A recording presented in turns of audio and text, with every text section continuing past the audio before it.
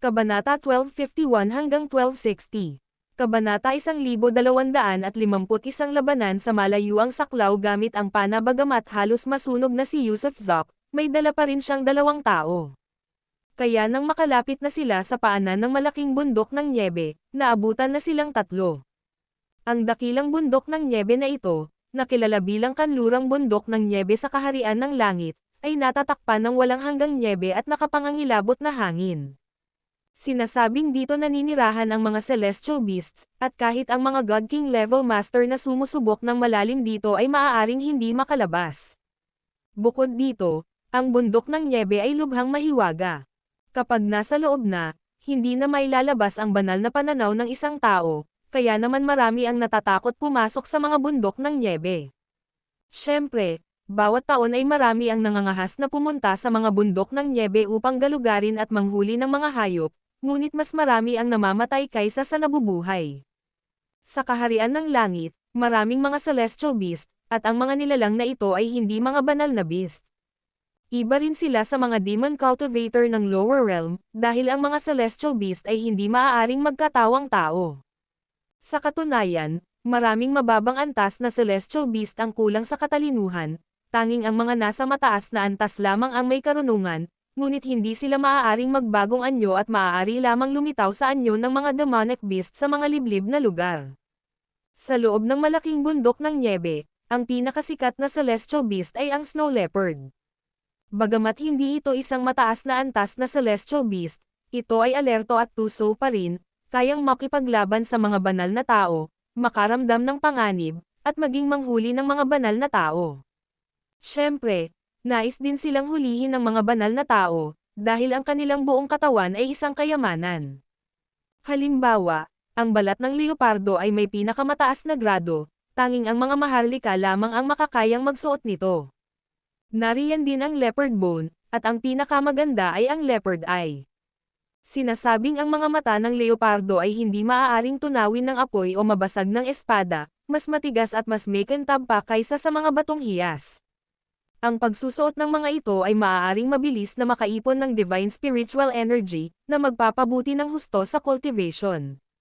Sina Yusuf Zok, Alden Baxter, at Leonidas King ay 3 ganap na baguhan sa Heavenly Realm, halos walang kaalam-alam tungkol dito. Kaya naman, hindi nila napagtanto na ang panganib ng bundok ng nyebe ay hindi mas mababa kaysa sa panganib ng mga banal na tao sa mga kampo ng hukbo. Si Yusuf Zok ay labis na pagod at lihim na nadismaya dahil halos marating na niya ang bundok ng nyebe. Malapit na ito sa base, ngunit naabutan pa rin sila ng 33 banal na sundalo at general. Sa kanila, 2 ang tila mga mataas na banal na persona, at ang isa pa ay isang intermediate na banal na persona, habang ang 30 naman ay mga mababang antas na banal na persona. Pero kahit walang malalakas na kalaban, sapat na ang kanilang kakayahan para makayanan silang 3. Si Alden Baxter, ang dakilang emperador, ay talagang isang taong walang takot sa langit o sa lupa. Nang may baba siya ni Yusuf Zok kasama si Leonidas King, iwinagayway niya ang kanyang banal na kutsilyo ng paalang at tumawa ng 3 beses ng malakas, "Mga apo, ako ay ipinanganak sa pagitan ng langit at lupa, hindi ako sumasamba sa mga Diyos ni natatakot sa langit. Ngayon gagamitin ko ang aking espada para tadtarin kayong mga walang hiya."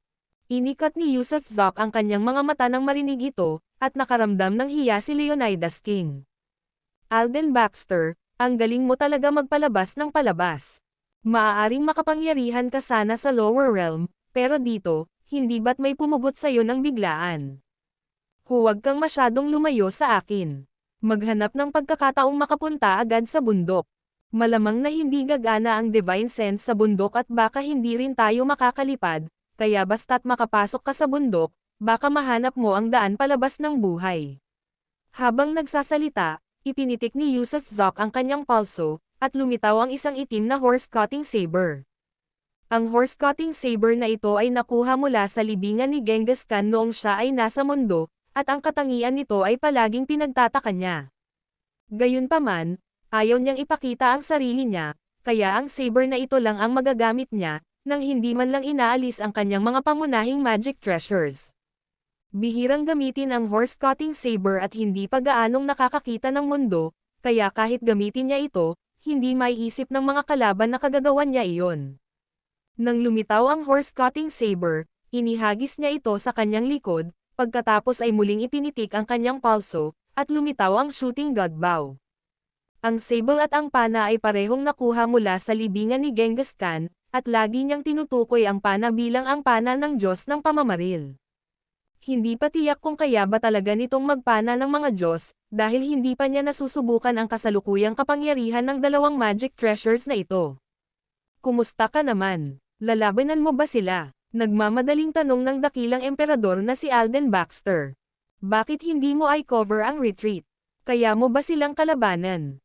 Natatawang tugon ni Yusuf Zok.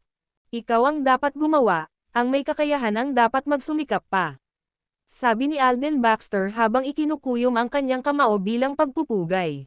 At habang sinusubukan nilang tatlo na mag-usap-usap, nakita ng tatlong grupo ng mga taong nakapalibot sa kanila ang kanilang mga pinuno na biglang ikinumpas ang kanilang mga kamay.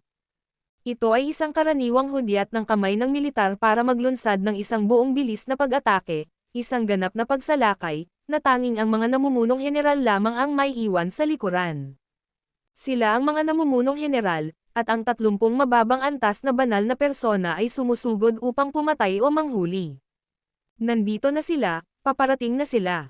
Mahigpit na hinawakan ng dakilang emperador na si Alden Baxter at nina Leonidas King ang kanilang mga divine knives. Kinailangan pa nilang tumakbo dahil wala nang matatakbuhan, napapaligiran sila mula sa lahat ng panig, kaya ang maaari na lang nilang hintayin ay ang pagtakas ni Yusuf Zok. Huminga ng malalim si Yusuf Zok, alam niyang magiging napakahirap makatakas kung hindi niya ipapakita ang Chenkon Divine Staff. Madali lang pumatay ng 30 banal na tao, at hindi mahirap harapin ang Intermediate Divine Person, pero ang hamon ay ang 2 Advanced Divine Persons, tiyak na kailangan niya silang harapin. Sinikap niyang manatiling kalmado, hawak ang mahabang pana. Bahagyang nanginginig at nanginag, yumuko siya para hilahin ang tali. Walang mga palaso ang panang ito dahil ang mga palaso ay kailangang mabuo mula sa chi na iyong natipon. Dati, ginamit niya ang gangchi mula sa kanyang dantian para maging palaso bago niya ito patamaan. Pero ngayon, kung wala ang isang dantian, ang tanging magagamit niya lang ay ang kapangyarihan mula sa maputik na karagatan sa loob niya para mabuo ang chi bilang mga palaso. Kasabay ng isang ugong, habang ganap na nakabunot ang pana, isang palaso na gawa sa gangchi ang nakapatong sa tali, at bahagyang naramdaman ni Yusuf Zok na ang palaso na ito ay hindi lamang naglalaman ng napakalaking banal na kapangyarihan, kundi pati na rin ng mga puwersa ng Dao, kaharian, at bituin, lahat ng kapangyarihan ng maputik na karagatan ay nagsama-sama sa isang palaso. Kung kaya ba talaga nitong bumaril ng Diyos, nasa iyo na ang lahat. Tinutok ni Yusuf Zok ang baril, pagkatapos ay biglang binitawan ang kamay niya. Kasabay ng isang, boom, ang palaso ay tumama, naging isang guhit ng liwanag, napakabilis, na umaabot sa isang distansya ng pagtama sa isang banal na persona na papalapit sa isang kisap mata. Walang pakialam ang banal na persona na iyon, total, 3 lang naman ang alipin, at kahit na marunong lumipad ang isa pa rin siyang alipin kaya nang makita niya ang paparating na matalas na palaso, bigla siyang napabuntong hininga at sumigaw, sabay baba ng kanyang banal na kutsilyo. Kasabay ng isang putok, sa sandaling ibinaba niya ang kanyang divine knife, ang palaso ay bumangga rito. Kaagad pagkatapos, nabasag ang kanyang divine knife, at sa sumunod na segundo, ang palaso ay tumagos sa kanyang noo at lumabas sa likod ng kanyang bungo. Puff! Puff! Puff! Sa likuran niya ay may mga tao, at sa likuran ng mga taong iyon ay mas maraming tao, kaya hindi nabawasan ang lakas ng palaso, at sa isang iglap, tumama ito sa 4 na tao. Tunay ngang 4 sila sa isang tuwid na linya, at matapos tumagos ang banal na palaso sa kanilang 4, tuluyang hamina ang kapangyarihan at napunta sa isang higanteng puno sa malayo, na nagpabagsak sa higanteng puno. Ang shooting god bow ay may kakayahang sumabog. Oy, natigilan ang lahat, hindi lang ang mga banal na sundalo at general kundi pati na rin sina Alden Baxter at Leonidas King, at maging si Yusuf Zok mismo ay sandaling natulala. Ang divine arrow na ito ay napakalakas ba? Tinusok nito ang 4 na parang minatamis na hawthorn. Isang palaso lang ba ang nakapatay sa apat na mababang antas na banal na persona? Sus Mariosep, laban sa langit ito, iyan ba ang shooting god bow? Bulalas ng dakilang Emperador Alden Baxter. Umungal, biglang nagpakawala si Yusuf Zok ng isang nasa sabik na ungol, pagkatapos ay gamit ang dulo ng kanyang daliri sa paa, lumipad siya sa ere at muling hinugot ang pana, tinarget ang isa pang tao. Hindi maganda. Sa wakas ay natakot ang mga banal na sundalo dahil ang aliping ito ay masyadong nakakatakot at masyadong makapangyarihan. Boom! Pinaputok ang pangalawang palaso, at habang tina-target siya ni Yusuf Zok, bago pa man mabitawan ang palaso, gamulong agad ang banal na kawal na iyon sa pagtatangkang iwasan ito.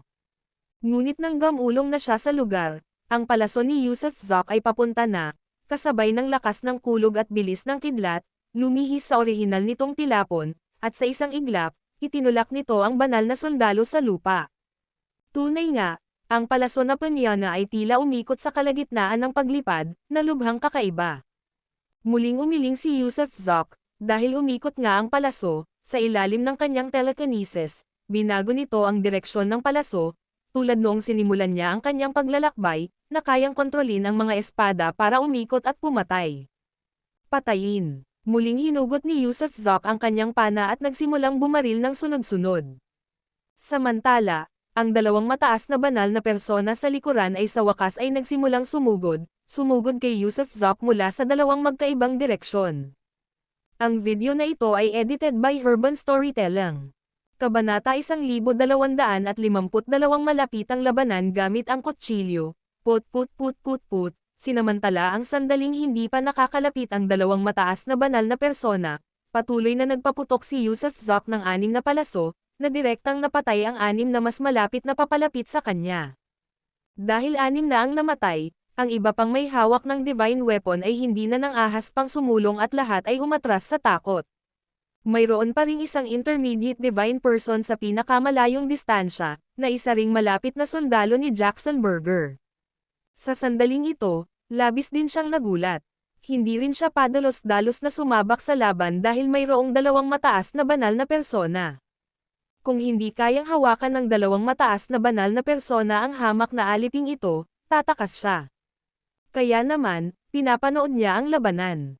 Matapos matamaan ni Yusuf Zok ang 6 na palaso, matagumpay niyang nabuksan ang isang puwang upang makapasok sa mga bundok na may nyebe at sumigaw ng malakas, tumakbo. Pagkababa ng boses niya, agad din niyang hinugot ang horse-cutting saber mula sa kanyang likuran dahil, sa kanyang kaliwa at kanan, dalawang advanced divine persons ang magkahiwalay na naglunsad ng mga nakamamatay na suntok sa kanya. Pareho silang wala ng balak na hulihin siyang buhay, sa halip, gusto nilang patayin si Yusuf Zok. Sa kanyang buhay, si Yusuf Zok ay nakaranas ng hindi mabilang na mga labanan, kaya nanatili siyang kalmado sa harap ng panganib. Unang pinakawalan ang kanyang Heavenly Dao Domain, at pagkatapos ay huminto ang oras. Whoosh! Sandaling tumigil ang oras, na parang may naranasang aberya, at dahil dito, nagawa niyang iwasan ang sable ng isang tao na dumaan sa kanyang ilong habang iniikot niya ang kanyang ulo. Mamatay ka! Iwinasiwas niya pababa ang kanyang horse-cutting saber, sa loob lamang ng sandaling iyon. Gayunpaman, ang bilis ng reaksyon ng dalawang advanced divine persons na ito ay napakabilis, ang paghinto ng oras ay bahagyang nakapagpagulo lamang sa kanilang isipan, na naging dahilan upang mawalan ng saysay ang atake ng divine knife, ngunit hindi nito naapektuhan ang kanilang labanan. Habang pareho silang gulat na gulat, ang isa ay patuloy na sumuntok kay Yusuf Zok, habang ang isa naman ay mabilis na binunot ang kanyang kutsilyo para harangan. Dahil nasa Heavenly Dao Domain na siya, naramdaman ni Yusuf Zok ang divine knife na nagmumula sa likuran, pero hindi siya umiwas. Sa halip, bahagyang ikaniling niya ang kanyang ulo, patuloy na iwinawagayway pababa ang kanyang horse-cutting saber. Bang! Ilagay, hiniwan ng kanyang horse-cutting saber ang divine knife ng humaharang, at habang patuloy ito pababa, agad nitong nahati ang ulo ng advanced divine person. Marahil ay masyadong matalas ang sable, o marahil ay gumamit siya ng masyadong malakas na puwersa, kaya naman, hindi lamang ang ulo ng advanced divine person kundi pati na rin ang kanyang katawan ay agad na nahati sa dalawa. Siyempre, tinamaan din siya ng kutsilyo, Ang sable ng isa pang advanced divine person ay direktang tumama sa kanyang balikat, at narinig niya ang tunog ng metal na bumabangga sa buto, ang tunog ng divine knife na tumatama sa buto. Pero ang ikinatuwa niya ay ang katotohanang hindi nabali ang buto niya, hindi nabali, hindi nabali. Hindi naputol ng hiwa mula sa advanced divine person ang buto niya sa balikat. Bagamat taglay niya ang protection na Taiji True Essence, ang kalaban ay isang advanced divine person pala, kaya hindi niya alam kung gaano katigas ang mga buto niya. Kahit nasugatan, nagawa niyang patayin ang isa sa kanila. Nang makita ng taong nasa likod ang kanyang kutsilyo ay hindi niya nagawang tamaan ang mahalagang bahagi ng katawan ni Yusuf Zok, kaya't binalak niyang bunutin muli ang kanyang kutsilyo. Saan kaya siya bibigyan ni Yusuf Zok ng oras para umatake ulit? Kaya paglingon niya, muling lumabas ang kanyang horse-cutting saber. Sinubukan ng mataas na banal na tao na gamitin ang banal na kutsilyo upang harangan, ngunit nang itinaas niya ang banal na kutsilyo, pinagsisihan niya ito, dahil may nauna na, ang banal na kutsilyo ng kanyang kasama ay nahati ng banal na sandata ng kalaban. Kaya nang itinaas niya ang kanyang banal na kutsilyo, hindi sinasadyang umatras ang kanyang katawan. Klang, nabasag din ang kanyang divine knife. Gayunpaman, dahil mabilis siyang tumugon, at umatras ng kaunti, ang horse-cutting saber ni Yusuf Zok ay dumaan lamang sa harap ng kanyang dibdib malapit sa kanyang ilong, na pumutok sa kanyang damit at pinagpawisan siya ng malamig dahil sa takot. Nang makita ang eksenang ito, mabilis na umatras ang malapit na sundalo ni Jackson Berger at saka tumakbo palayo ng walang tigil, dahil napagtanto niyang kung pagsasama-samahin ang lahat, wala silang kalaban-laban sa aliping ito, kaya ang magagawa na lang niya ay makatakas at maghanap ng mga karagdagang tauhan para mabuhay. Hindi na nangulit pa si Yusuf Zok sa iba at patuloy na hinabol ang banal na persona na iyon habang iniwawagayway ang kanyang sable. Hindi na nang ahas ang banal na persona na humarap sa kanya ng harapan at umikot na lamang sa ere, habang namumutla ang mukha sa takot. Anong klaseng halimaw ba ang sumulpot mula sa kung saan? Isa siyang advanced divine person, kahit hindi sikat at walang gaanong lakas ng loob, isa pa rin siyang advanced divine person, isang deputy camp leader. Pero ngayon, hinahabol siya ng isang alipin. Sino ang nakakaalam kung ang susunod na suntok ay maaaring makamatay, halos maiyak na siya. Naiinis din si Yusuf Zok na ang advanced divine person na ito ay isang duwag, tanging ang alam lang ay tumakbo, at sa sobrang bilis, paulit-ulit na pamalya gamit ang kanyang horse-cutting saber. Kung tatakbo ka pa, babarilan kita ng palaso. Biglang nabitawan ni Yusuf Zok ang sable at kinuha ang isang mahabang pana. Hindi, pakiusap, nagbago ang mukha ng mataas na banal na tao, at pagkatapos ay bigla siyang lumapag, at pagkatapos ay lumuhad. Panginoon ko, huwag mo akong patayin. Ang mataas na banal na persona na ito ay talagang lumuhad sa harap ng isang alipin, nagmamakaawa. Nako, Jackson, sumalungat ka na ba sa langit?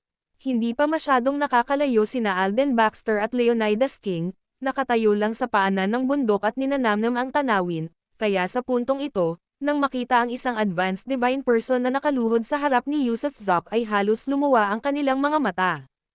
Pinaikit lang ni Yusuf Zok ang kanyang mga mata, malamig na tumingin sa mataas na banal na persona na ito ng ilang sandali, pagkatapos ay biglang lumingon at hinayla ang pana ng buong lakas. Nakatakas na ang personal na bantay ni Jackson Berger ng 10,000 milya ang layo, ngunit nakikita pa rin ito ng kanyang telekinesis. Divine Bow, tingnan natin kung kaya mo pa akong sorpresahin. Boom! Ang palaso ay pumutok na parang isang guhit ng liwanag, naglaho sa isang iglap, ngunit mahigpit na nakahawak si Yusuf Zok sa Divine Arrow.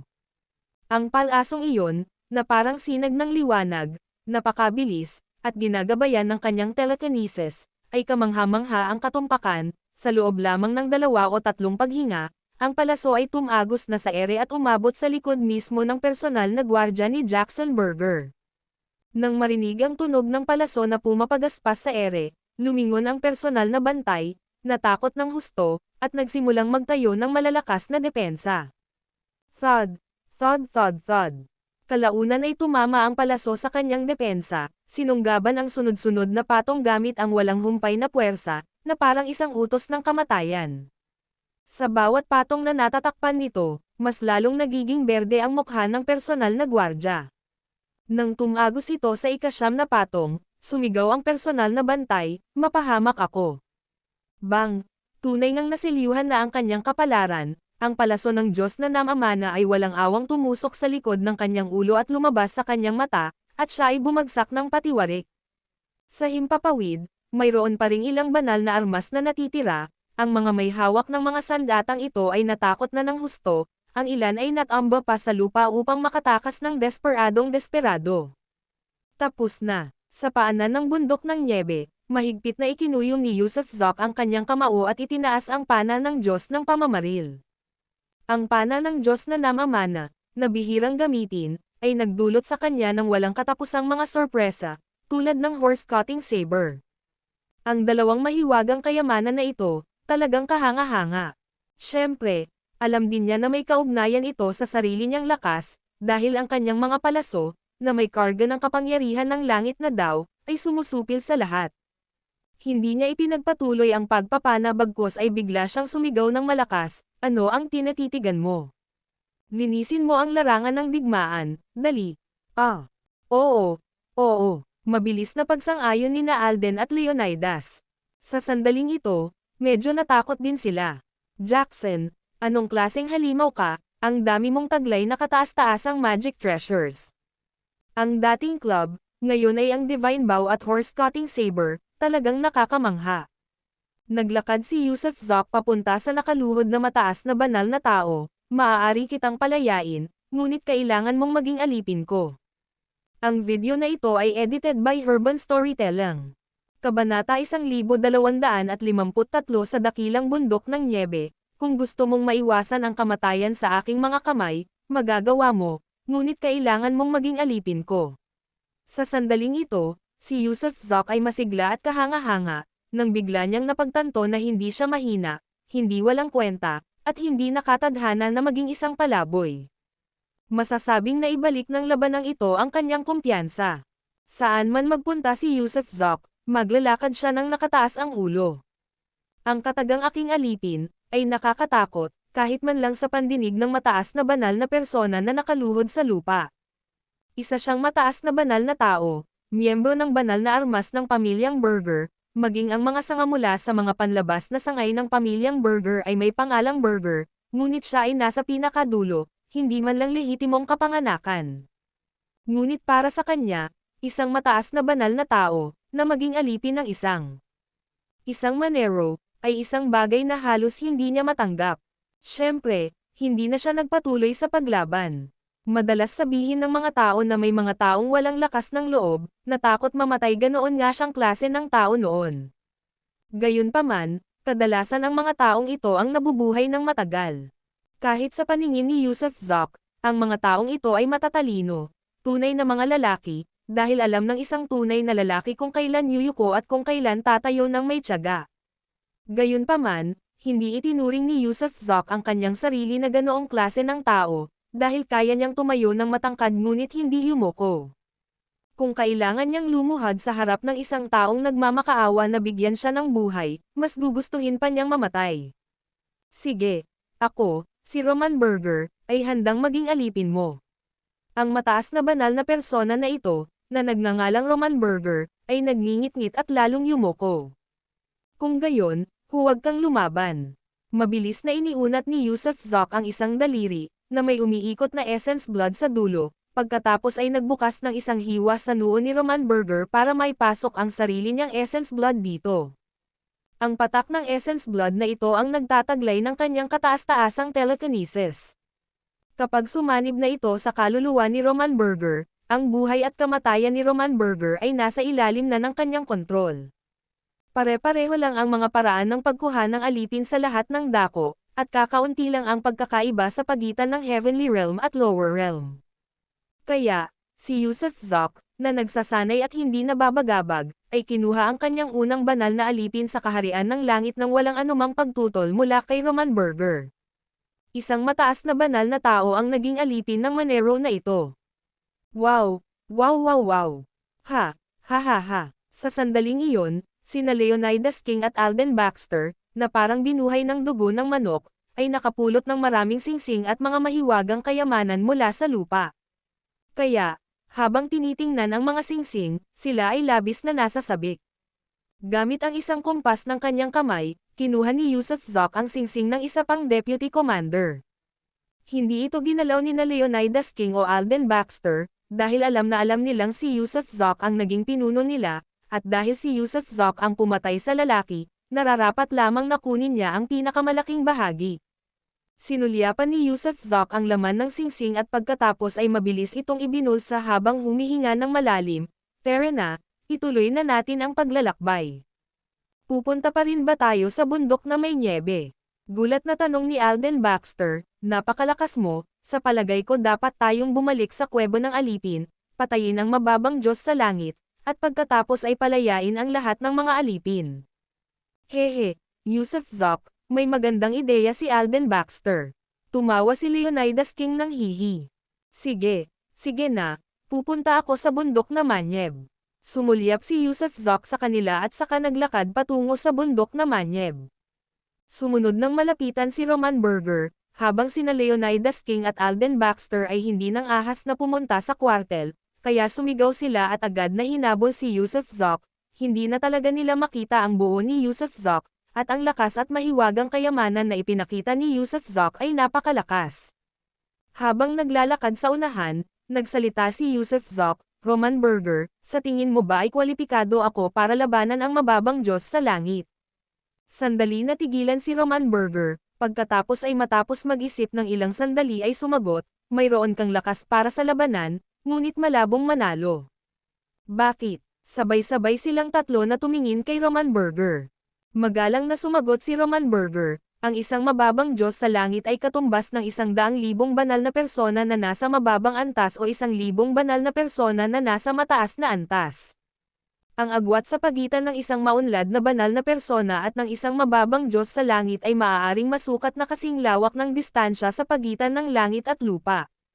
Kayang patayin ni Jackson Burger kaming tatlo na mga deputy leader sa isang galaw lang. Si Jason Burger, siya ba ang kasalukuyang pinuno? Huminga ng malalim si Yusuf Zok, kung kayang pumatay ni Jackson Burger ng tatlong advanced divine persons sa isang galaw lang, malamang isa o dalawang galaw lang ang kaya niyang palitan kay Jackson Burger, siguradong hindi siya mananalo at siguradong mamamatay. Ano nga ba talaga ang isang mababang Diyos sa langit? Labis din na nausisa sina Alden Baxter at Leonidas King. Ganoon ba kalakas ang mga mababang Diyos sa langit? Walang kapantay ang kaharian ng Diyos at ang kaharian ng banal na persona. Ang mga Diyos sa langit ay nangangailangan ng opisyal na pagtatalaga, na kailangang malampasan ang maraming banal na kapigatian. Pagkatapos lamang malampasan ang mga banal na kapighatyang ito saka lamang matatawag na mababang Diyos sa langit ang isang tao. Mga mababang Diyos sa langit, sa usapin ng paggamit ng mga batas o banal na kapangyarihan, at kahit ang ilan ay kayang gumamit ng kapangyarihang Dao. Dao power. Natigilan si Yusuf Zok, pinaikit ang mga mata at sinabing, ituloy mo. Ang kapangyarihan ng Dao ay ang kapangyarihan ng makalangit na Dao. Ang ilang mga tao ay may mga espesyal na Dharma gates na nagpapahintulot sa kanila na idirekta ang kapangyarihan ng makalangit na Dao mula sa kawalan patungo sa kanilang mga katawan, maging ito man ay sa kanilang mga meridian, dugo, o laman. At ang ilan ay nakabuo pa nga ng spirit tablet upang makaipon ng mga puwersang higit pa sa banal na kapangyarihan. Ano ang isang spirit tablet? Nabigla si Yusuf Zok, kayang sumipsip ng kapangyarihan ng Dao ang kanyang Sea of Consciousness, at ngayon ay mayroon ng spirit tablet. Ang spirit tablet ay pangalawa lamang sa dagat ng kamalayan, isang larangan sa loob ng sarili. Sa terminong mauunawaan ng mga nasa mababang kaharian, maaari rin itong tawaging dantian. Ngunit ang spirit tablet na ito ay wala sa kaluluwa, wala sa utak, kundi nasa puso. Ang tinatawag na kung saan naroon ang puso, iyan ang kahulugan, dahil ang spirit tablet ay direktang nakikipag-ugnayan sa kalooban ng puso. Siyempre, kakaunti lang ang mga nakakagawa ng spirit tablet, at lahat sila ay mga henyo. At ang kapangyarihan ng Dao ay hindi isang bagay na basta na lang kayang gamitin ng kahit sino. Bigla akong naalala ng isang parirala, biglang ngumiti si Yusuf Zok, ang spirit tablet ay ang bundok Samero, ang Crescent Moon at ang Three Stars Cave, ang pariralang ito ay malamang na tumutukoy sa mga pintuan ng puso. Isa pa, may mga taong nagtataglay ng mga artifact ng Dao, at ang mga artifact ng Dao ay mas malakas kaysa sa mga divine artifact. Kung pagmamasdan ang mga mahiwagang kayamanan ng dakilang isa rito, tiyak na ang mga ito ay mga pinakadakilang artifact ng Dao. Hehe, hindi ko alam kung anong klaseng magic treasures ang mga yan, pero miyembro ka ba ng pamilya Burger? Nag-isip si Yusuf Zok. Bagamat Burger ang apelyido ko, at may koneksyon ako sa Burger clan ng 8 mahusay na pamilya, masyadong malayo ang aking kadugo, at maituturing lamang akong isang panlabas na miyembro.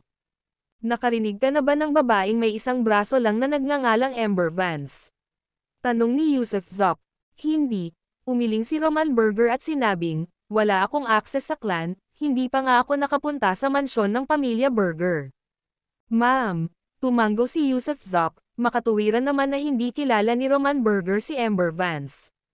Bagamat isang advanced divine person, isa lamang siya sa marami sa God Realm, at ang mana ni Ember Vance ay malamang na may kaugnayan sa kilalang figurang ito ng Burger family. Siya nga pala, wala bang mga panganib sa loob ng bundok na ito na nababalutan ng nyebe? Saan patungo ang dulo ng bundok na nababalutan ng nyebe? Tanong muli ni Yusuf Zok. Ang bundok na ito na may maniyabing nyebe ay punong-puno ng panganib, hindi pa ako nakapunta rito, sagot ni Roman Burger nang may mapait na ngiti. Sa totoo lang, hindi naman masama yung suhestyon nung dalawang yun kanina. Kung ako sa iyo, dakilang Diyos, mas gugustuhin ko pang lumaban pabalik sa kwartel kaysa maglakas loob na pumasok sa malawak at maniyabing bundok. Bakit? Gulat na bulalas nilang tatlo, kasama na si Yusuf Zok. May 3 pinakakaraniwang panganib sa bundok na may nyebe, at ang mga panganib na ito ay hindi kayang harapin ng mga nasa Divine Person Realm. Ang unang uri ay ang Heavenly Demon Snow Leopard, Heavenly Demon Snow Fox, at Heavenly Demon White Bear. Ang 3 demonyong ito, ang pinakamahina sa kanila, ay nagtataglay ng lakas ng mga matataas na banal na persona, at ang mas malalakas naman ay kayang umabot sa lakas ng mga banal na hari o banal na emperador, o mas mataas pa. Ang pangalawang uri, ang bundok na may nyebe ay madalas na nahaharap sa mga avalanche, at ang bawat butil ng nyebe mula sa malaking bundok na may nyebe na ito ay tumitimbang ng 1,000 KT, kaya kung mapipilitin ka ng mga ito, walang alin lang ang mamamatay ang isa. Ang ikatlong uri, tuwing 3 araw, magkakaroon ng blizzard na may puting parang balahibo na nyebe. Ito rin ang pinaka-nakakatakot, sinasabing kahit ang mga upper heavenly god ay direktang sisabog ang katawan. Sus Mariosep, isang lupang tiyak na mamamatay. Matalas na bulalas ni Alden Baxter, pagkatapos ay agad na yumuko at dumakat ng isang dakot ng nyebe. Gayunpaman, natuklasan niya na ang dakot na ito ng nyebe ay mas mabigat pa sa 10,000 bundok nang tangkain niya itong buhatin, at hindi niya ito may galaw kahit kaunti. Tama, hindi man lang niya magawang magangat ng kahit isang dakot ng nyebe mula sa Heavenly Realm. Ang video na ito ay edited by Urban Storytelling. Kabanata 1254 na dumating ang simoy ng puting buhok ang makapangyarihang si Alden Baxter, ang dakilang emperador mismo, ay hindi nakapag-angat ng kahit isang dakot ng nyebe mula sa napakalaking bundok ng nyebe. Kung hindi sinabi sa kanila ni Roman Burger, wala sana silang kaalam-alam tungkol sa napakalaking panganib na nagkukubli sa loob ng Snow Mountain. Kung may avalanche, na may malakas na pagbagsak ng nyebe, hindi ba't madudurog ang mga ito hanggang mamatay na parang ilang ulo ng bulok na bawang? At kada 3 araw, mayroong hangin na may puting buhok na humahampas, dala ang mga butil ng nyebe, na bawat isa ay tumitimbang ng mahigit 1,000 libra. Kung tatamaan ka ng napakaraming ganitong mga butil ng nyebe, tiyak na gagawin ka nitong isang puddle ng lumot. Sa totoo lang, natakot si Alden Baxter, natakot si Leonidas King, at maging ang anit ni Yusuf Zok ay nangangati. Gayunpaman, ang pag-atres ay tiyak na magdudulot ng mga nakamamatay na suntok mula sa lower heavenly god na si Jackson Burger. Sinabi na ni Roman Burger na wala siyang kapantay si Jackson Burger, dahil ang konsepto ng isang banal na persona at isang Diyos ay lubos na magkaiba, hindi magkapareho ng antas, at agad siyang mabubuwag. Sa katunayan, si Jackson Burger sa kwartel ay tunay ngang nagngangalit sa galit, dahil ang 3 squad na ipinadala niya ay hindi lamang nawalan ng mahigit 100 banal na sundalo, kundi pati na rin ang 3 pinuno ng squad. Dapat tandaan na ang kanyang kampo ay mayroon lamang 3 kinatawang pinuno ng kampo sa kabuuan, ngunit ngayon ay namatay silang lahat sa kamay ng tatlong aliping iyon, kahit ang kanyang mga personal na sundalo ay hindi nakabalik. Habang nakatingin sa mga banal na sundalo na nakaluhod sa lupa, nanginginig sa takot habang tumatakas sila pabalik, at nakikinig sa kanilang salaysay, ang mukha ni Jackson Berger ay lalong dumilim, habang ang kanyang puso ay napuno ng matinding pagkabigla. May dala nga bang pana at kutsilyo ang isang lumilipad na alipin. Sino mang nataman ng banal na pana ay namatay, at sino mang nasugatan ng kutsilyo ay namatay. At maaari bang barilin ang mga taong 10,000 milya ang layo? Ang mga magic treasure, ang walang kapantay na mahahalagang magic treasure, ay tiyak na mga artifact mula sa lower realm na hindi natagpuan sa maliit na aliping iyon. Natukso si Jackson Berger, nangangati sa sabik. Siyempre, dahil sa isang mahalagang insidenteng naganap sa kwartel, kinailangan niya itong iulat. Kung hindi, kung iimbestigahan ng mga nasa itaas, malamang na mahaharap siya sa pagkawalan ng kanyang cultivation level o mahuhuli ng lahat.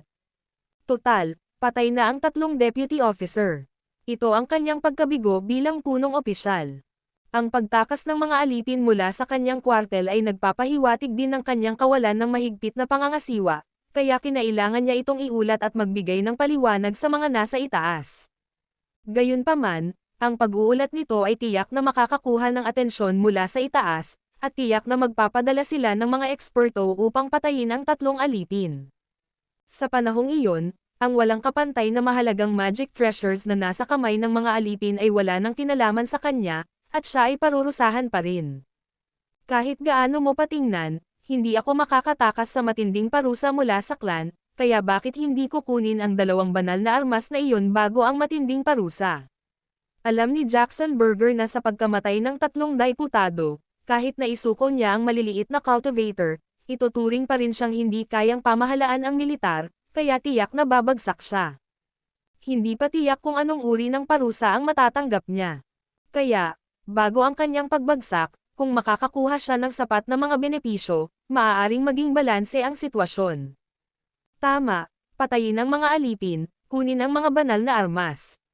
Biglang tumayo si Jackson Berger, ang kanyang mga mata ay kumikinang habang ipinahayag, mula ngayon, buhayin ang mga depensa ng formation sa kwartel, agad na isara ang lahat ng mga tunnel ng pagmimina sa ilalim ng lupa, at walang alipin ang lalabas ng slave cave. Ang mga susuway ay papatayin agad-agad. Oo, agad na kumilos ang mga kwartel, naramdaman ng lahat ng banal na sundalo ang tensyonadong kapaligiran. Bagamat walang ideya ang ilang banal na sundalo sa nangyari, naghanda pa rin sila para sa labanan, at tapat na sinunod ang mga utos ng punong kampo na si Jackson Berger. Hindi agad umalis si Jackson Berger ngunit sa halip ay muling nagtanong ng detalyado tungkol sa nakaraang labanan. Ano ang pangalan ng lumilipad na iyan? Dapat bang? Dalhin mo sa akin ang talaan ng mga alipin, tingnan mo kung saang larangan siya nanggaling. Oo, di nagtagal, inilabas ang rehistro ng mga alipin, at saka natagpuan ni Jackson Berger ang pangalang Bangbang. Sa totoo lang, talagang kinakabahan siya sa pangalang iyon. Nako, wala bang kultura ang mga cultivator na ito sa lower realm? Anong klaseng mga pangalan ang naisip nila? Si Bangbang, na umakyat mula sa immortal realm ng Blue Sea at Cloud Sky 2 taon na ang nakalilipas, ay pumasok sa slave cave, na sinundan ng isang serye ng mga talaan ng kanyang isinumiting spirit stones. Isang sulyap lang at agad na may nakitang mali si Jackson Berger sa mga plakang ito. Sa loob ng 2 taon, hindi kailanman nahuli si Yusuf Zoc na ito sa pag-aambag ng mga spirit stone, at dapat malaman na ang mga spirit stone ay hindi ganoon kadaling minahin. May mga tao na hindi man lang makahanap kahit isa sa loob ng 9 na araw, na nagreresulta sa madalas na pagkahuli ng mga alipin at unti-unting nababawi ito sa paglipas ng panahon. Masasabing ang sinumang baguhan, kahit na ang mga dumating kasama ni Yusuf Zoc, ay maraming beses nang naitala ang mga atraso sa loob ng 2 taon. Pero, hindi ginawa iyon ni Yusuf Zoc. Ano ang ipinahihiwatig nito? Hindi ito normal. Marahil ay binili ni Yusuf Zoc ang pinuno ng kanilang grupo ng mga alipin, o marahil ay mayroon ng mga spirit stone si Yusuf Zoc noong galing siya sa lower realm, at nabigo lang nila itong matagpuan noong siya ay naglilingkod bilang isang alipin. Mukhang may mga sikreto ka talaga, lalo akong nagiging mausisa tungkol sa iyo. Pang-iinis na sabi ni Jackson Berger, isinara ang rehistro, at mabilis na lumipad palabas ng kwartel, patungong Hilagang Kanluran. Ang kanyang divine sense ay abot lamang ng halos 1,000,000 milya, kaya sa sandaling ito, nawala na sa paningin niya ang tatlong alipin, kasama na ang nakaraang labanan sa pagitan ni Yusuf Zoc at ng kanyang deputy commander. Total, napakalayo naman noon. Noong una, inakala niyang hindi mahirap ang pagkuha ng ilang alipin, kailangan lang nilang abutin at sunggaban ang mga ito. Pero ngayon, dahil tatlong leader ng squad ang napatay, 100 miyembro ng koponan ang namatay, at ang iba ay nakatakas pabalik sa matinding pagkabalisa, gaano kaya kalakas ang tatlong aliping iyon? Sus Mariosep, mas makapangyarihan sila kaysa sa kanya, isang mababang Diyos sa langit. Whoosh! Ang bilis niya ay mahigit 10 beses na mas mabilis kaysa sa isang advanced divine person. Ang layong 3,000,000 milya ay aabutin ng kahit isang araw para marating ni Yusuf Zoc, ang mga advanced divine persons, o mga gumagamit ng divine weapon, ngunit mahigit 6 na oras lang ang kailangan niya. Pagkalipas ng 3 oras, nakatayo na siya sa paanan ng bundok ng Niebe, nakatingala sa hangin na umiikot sa kalangitan ng bundok. Tama, isang bilog ng hangin ang lumitaw sa kalangitan ng bundok ng Niebe. Isang singsing ng liwanag na nagpapahiwatig na isang malakas na bagyo ng Niebe ang paparating. Nakapasok na sila sa bundok, ang lakas ng loob. Napangit ang mukha ni Jackson Berger. Kapag humihip ang bagyo ng Niebe, kahit siya, isang mababang Diyos sa langit, ay mamamatay kung papasok siya. Ang isang snowflake ay maaaring tumimbang ng 1,000 libra, kaya ang hindi mabilang na mga snowflake na tumatama sa iyong mukha, katawan, o depensa ay mag-iiwan sa iyong maduraj. Hinihintay ko na lang na hamupa ang bagyo bago pumasok. Ang bagyo ay tatagal ng 24 na oras, pagkatapos niyan, kahit hindi sila mamatay, tiyak na hindi sila makakarating ng malayo, at malamang na mapapahamak sila. Pagkatapos noon, hahanapin ko na lang ang mga labi nila. Umupo si Jackson Berger sa paanan ng bundok at tahimik na nagsimulang maghintay. Hindi siya naglakas loob na pumunta sa bundok. Kahit bilang isang mababang Diyos sa langit, alam niyang ang pagpasok ay mangangahulugan ng tiyak na kamatayan. Samantala, namutla ang kutis ng banal na aliping si Roman Berger. Itinaas niya ang kanyang ulo upang tumingin sa langit, dinama ang malamig na hangin na unti-unting pumapasok, na nagdulot sa kanya ng matinding takot sa sandaling ito.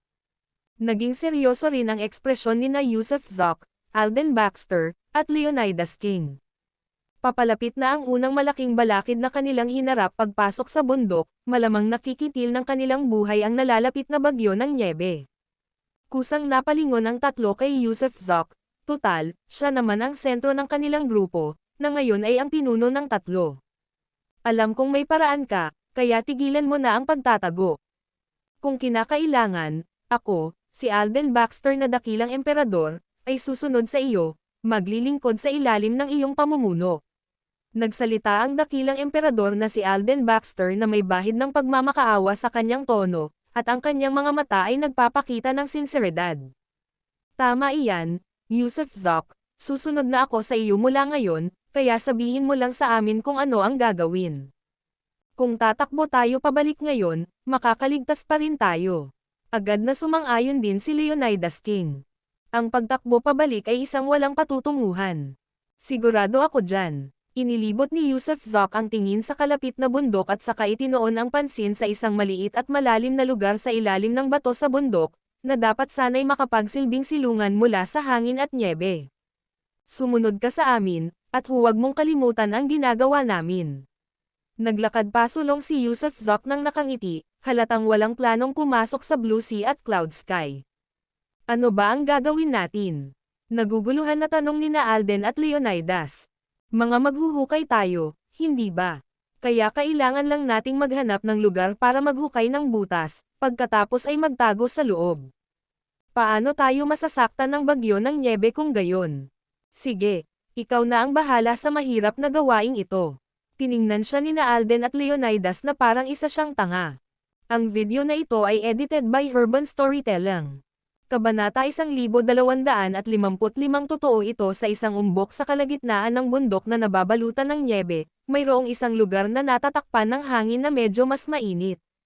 Gayunpaman, Alam ni Yusuf Zoc na kapag dumating ang blizzard, ang pagiging panangga lamang mula sa hangin ay hindi sapat, kailangan niyang maghukay ng isang kuweba para sa kanilang tatlo na mapagtataguan at maiwasan ang bagyo ng nyebe. Narating nila ang mabatong lugar, ngunit hindi alam ni na Leonidas King at Alden Baxter kung paano sisimulan ang gawain. Una, wala silang mga pala, at pangalawa, natatakpan ng nyebe ang lugar, at napakabigat ng nyebeng iyon, kaya paano sila makakapaghukay. Silang tatlo, kasama si Roman Berger, ay tumingin kay Yusuf Zoc, na nagkibit-balikat at biglang hinugot ang Chenkun Rod. Ang Chenkun Rod ay kasing laki lamang ng isang toothpick noong sandaling iyon, at nang lumitaw ito sa palad ni Yusuf Zoc, para itong isang karayom. Mausisa nilang tatlo na pinanood siyang hawakan ang Supreme Treasure na ito, at syempre, lahat sila ay labis na naiinggit. Itinutok ni Yusuf Zoc ang Chenkun Rod sa ilalim ng bato at umusal ng mahinang, palakihin, at mabilis na lumaki ang baras na kasing laki ng palito. Dahil ang Chenkun Rod ay espesyal na idinisenyo para sa paggawa ng mga butas, sa kabila ng katigasan ng bundok na nababalutan ng nyebe at mabibigat na mga tipak ng nyebe, habang lumalaki ang rod, nakausli ito bilang isang bilog na butas. Nang hamaba na ang Chenkun Rod sa humigit kumulang 3 o 4 na metro, dahan-dahan itong binawi ni Yusuf Zoc, at sa isang iglap, nawala ang baras ng walang bakas, na nag-iwan kina Leonidas King, Alden Baxter, at Roman Berger na tulala. Hindi ba't napakadali nito? Sa isang simpleng pagtusok mula sa pamalo, isang bilog na kuweba na halos 4 na metro ang lalim ang lumitaw kung saan silang apat ay maaaring humiga at matulog. Haha, Yusuf, lagi mo kaming ginugulat sa bawat pagkakataon. Si Alden Baxter ang unang gumapang papasok, kasunod sina Leonidas King, Roman Berger, at panghuli si Yusuf Zoc, na muling naglabas ng Chenkun Rod, at sa pagkakataong ito ay inilagay ito sa ibabaw ng pasukan ng kuweba, at tuluyan itong tinakpan. Gumawa si Alden Baxter ng isang kapirasong apoy para sa liwanag, ngunit mas mahusay pa ang ginawa ni Yusuf Zoc. Sa pamamagitan ng pagpihit ng kanyang kamay, lumitaw ang isang maliwanag na perlas, at nang ilagay sa lupa, niliwanagan nito ang buong kuweba. Kung may makakain lang sana tayo. Napahadjejek na sabi ni Alden Baxter. Hindi ako nakaamoy ng karne sa loob ng 10,000 taon. Ang hirap talagang tiisin ng 30,000 taon bilang alipin, napatikip din ng labi si Leonidas King. Umakyat siya mahigit 20,000 taon na ang nakalilipas. Kahit nakainom na siya ng alak, hindi pa naman siya nakakatikim ng karne. Walang karapatan ang mga alipin, walang tubig, walang pagkain, kaya sa tuwing may pagkakataon siyang uminom ng alak, labis itong naiinggit sa iba. Ngumiti lang si Yusuf Zoc nang hindi umiimik, ngunit ang kanyang mga iniisip ay dumaan sa Blue Sea at Cloud Sky, humihingi kay Ruth Wilcox ng tulong sa kanya na maglaga ng isang palayok ng karne at isa pa ng isda, at maghanda ng alak. Ang paglalaga ng karne at isda ay nangangailangan ng oras, kaya ipinikit ni Yusuf Zoc ang kanyang mga mata upang magnilay-nilay, inaalala ang nakaraang labanan, at pinaplano rin ang gagawin sa hinaharap. Nagsimulang magyabang sina Alden Baxter at Leonidas King sa isa't isa.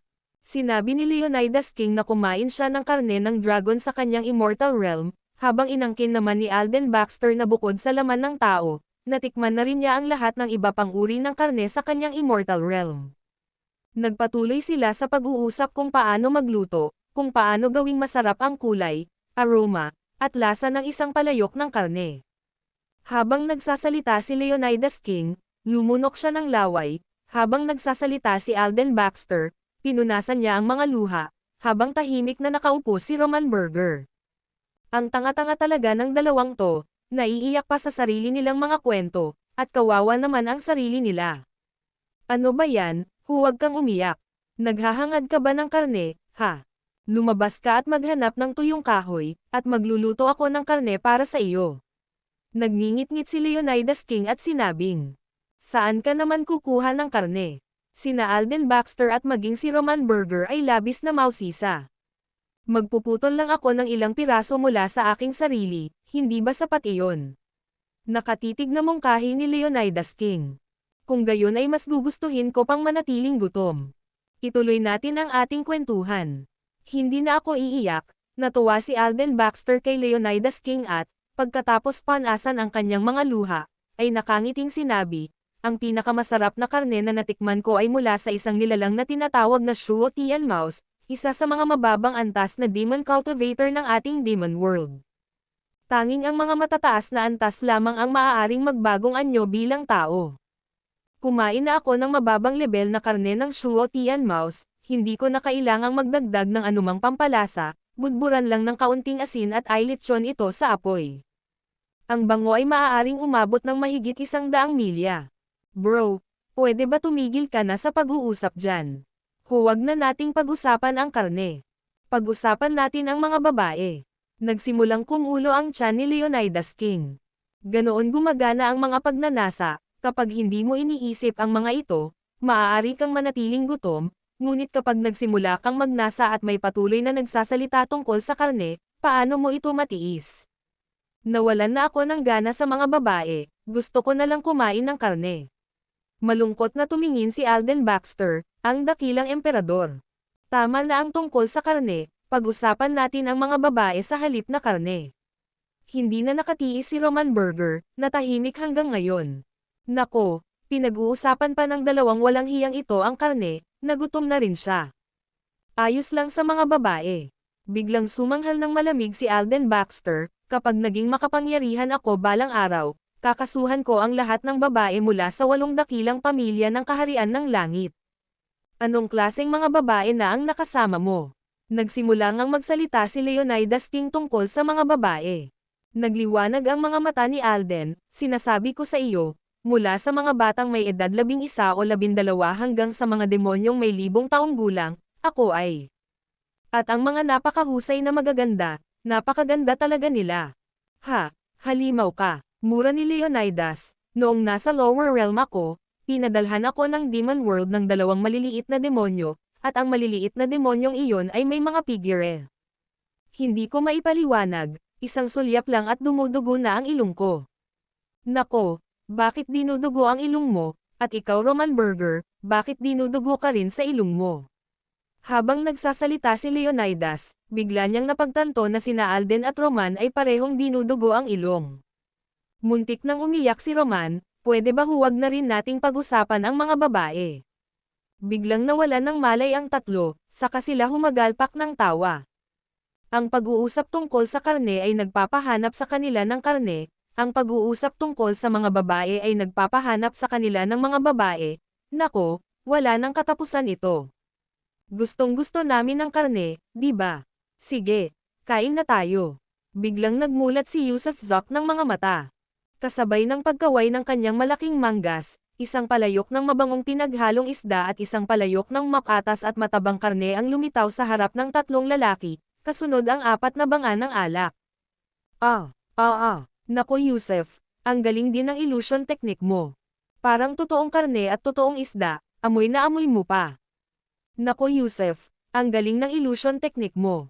Hindi gumalaw ang dalawa, sa halip, nakatitig sila sa 2 palayok ng karne, nagkokomento sa isa't isa, dahil pareho nilang inakala na ito ay isang teknik ng ilusyon na ginawa ni Yusuf upang masiyahan ang kanilang mga pagnanasa.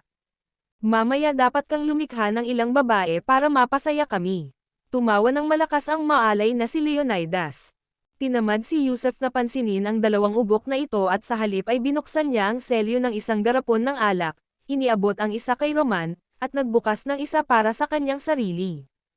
Lumunok muna siya ng malalim, pagkatapos ay pumitas ng isang piraso ng karne gamit ang isang punyal at nagsimulang kumain ng masagana.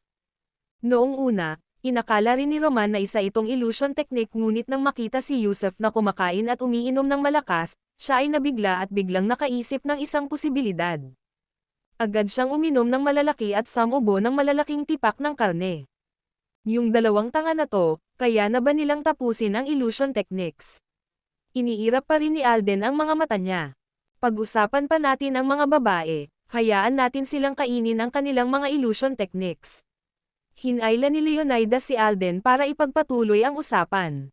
Bahala ka sa ilusyon mo, kumain ka agad, totoo ito. Hindi napigilan ni Yusuf ang tumawa at umiyak sa sandaling ito. Ang sarap, sobrang sarap, ngayon lang ako nakatikim ng ganito kasarap na karne. Patuloy na tumatango si Roman, walang pakialam kung mainit ang kaldero, diretsyong dumadampi ng karne gamit ang kanyang mga kamay, natatakot na wala na siyang matitira pang makain kapag sumali na ang dalawa pang ugok. Huwag kang magsinungaling sa amin, malinaw na kagagawa lang nito, at hindi ka naman nagsindi ng apoy dati, ni hindi ka namin nakitang nagbalat ng karne o nag-alis ng kaliskis ng isda. Maliban na lang kung mayroon kang. Ano ba to? Totoo to. Sa kalagitnaan ng pagsasalita ni Alden, biglang napagtanto niyang maaaring totoo nga ito. Nako, napaka-misteryoso naman ni Yusef, baka mayroon talaga siyang mahika. Kaya kinagat niya ng mariin ang kanyang dila para pukawin ang sarili, at tinusok-tusok ang sarili niyang mga mata gamit ang dalawang daliri. Ito ay isang paraan para makalaya mula sa mga pamamaraan ng ilusyon, kailangan niya ng kumpirmasyon. Sumasakit ang mga mata niya dahil sa pagtusok, umaagos ang dugo mula sa gilid ng kanyang bibig, ngunit hindi nawala ang illusion technique. Sa halip, habang tinitingnan siya nina Yusef at Roman na parang isang tanga, napasigaw si Alden at sumubsob sa palayok, "Akin, akin, akin lahat."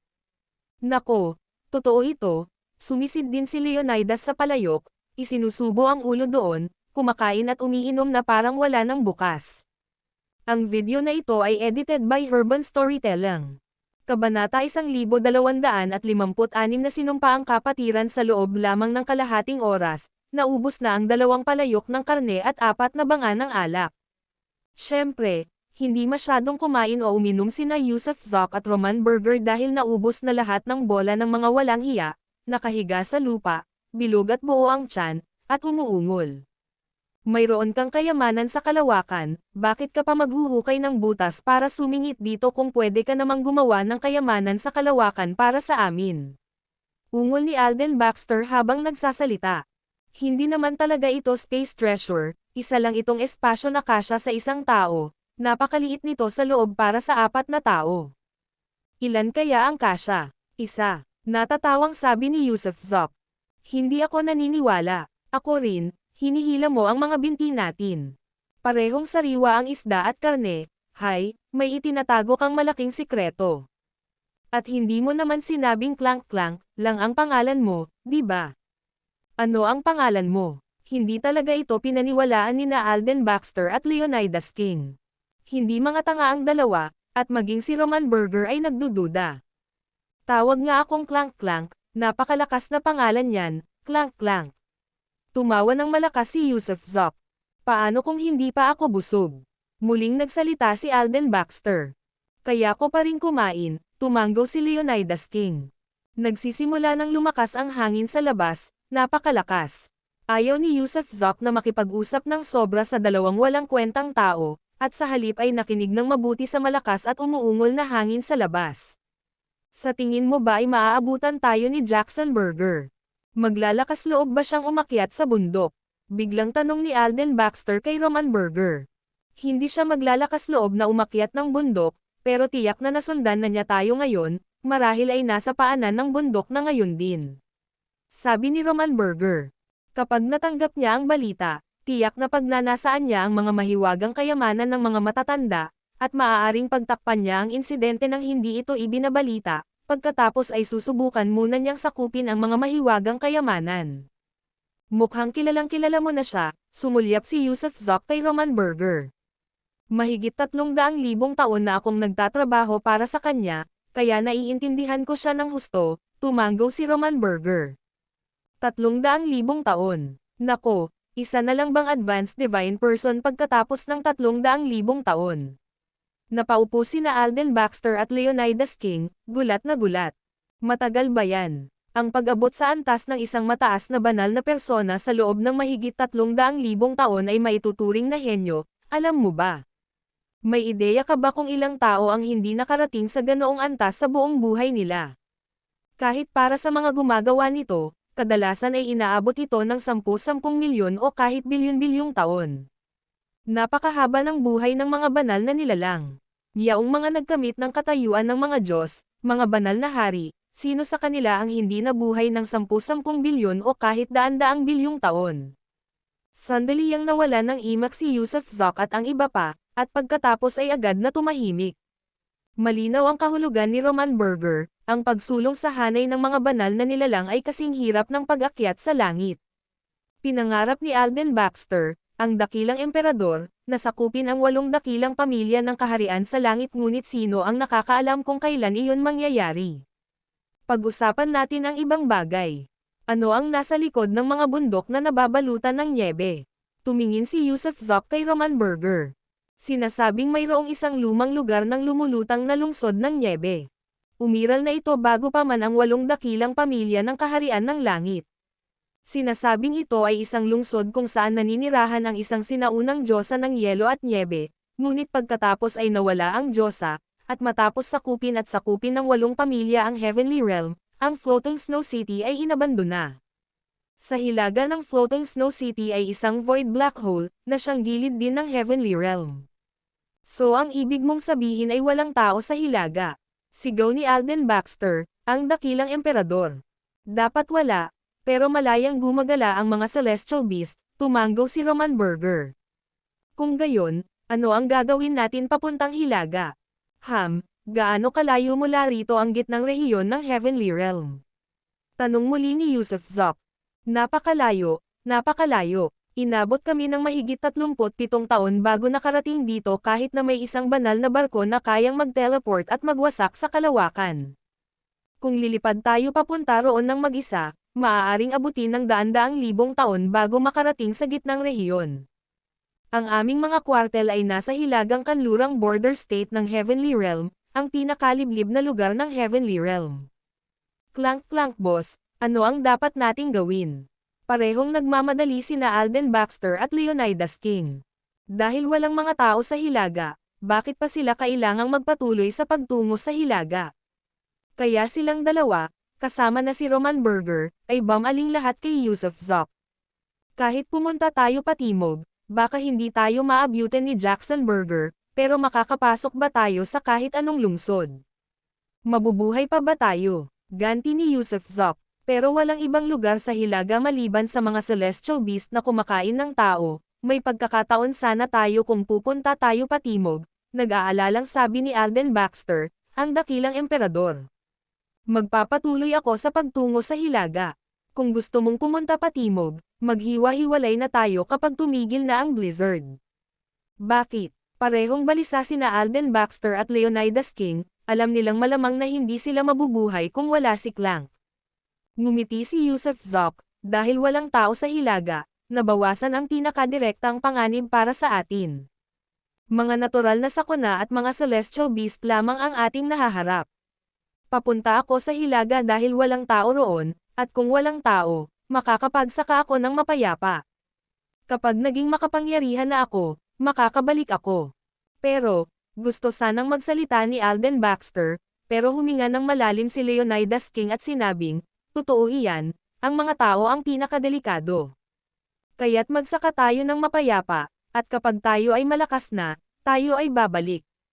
Hindi madaling maging mas malakas, buntong hininga ni Alden Baxter, pero hindi kita kayang humiwalay sa'yo, Clank.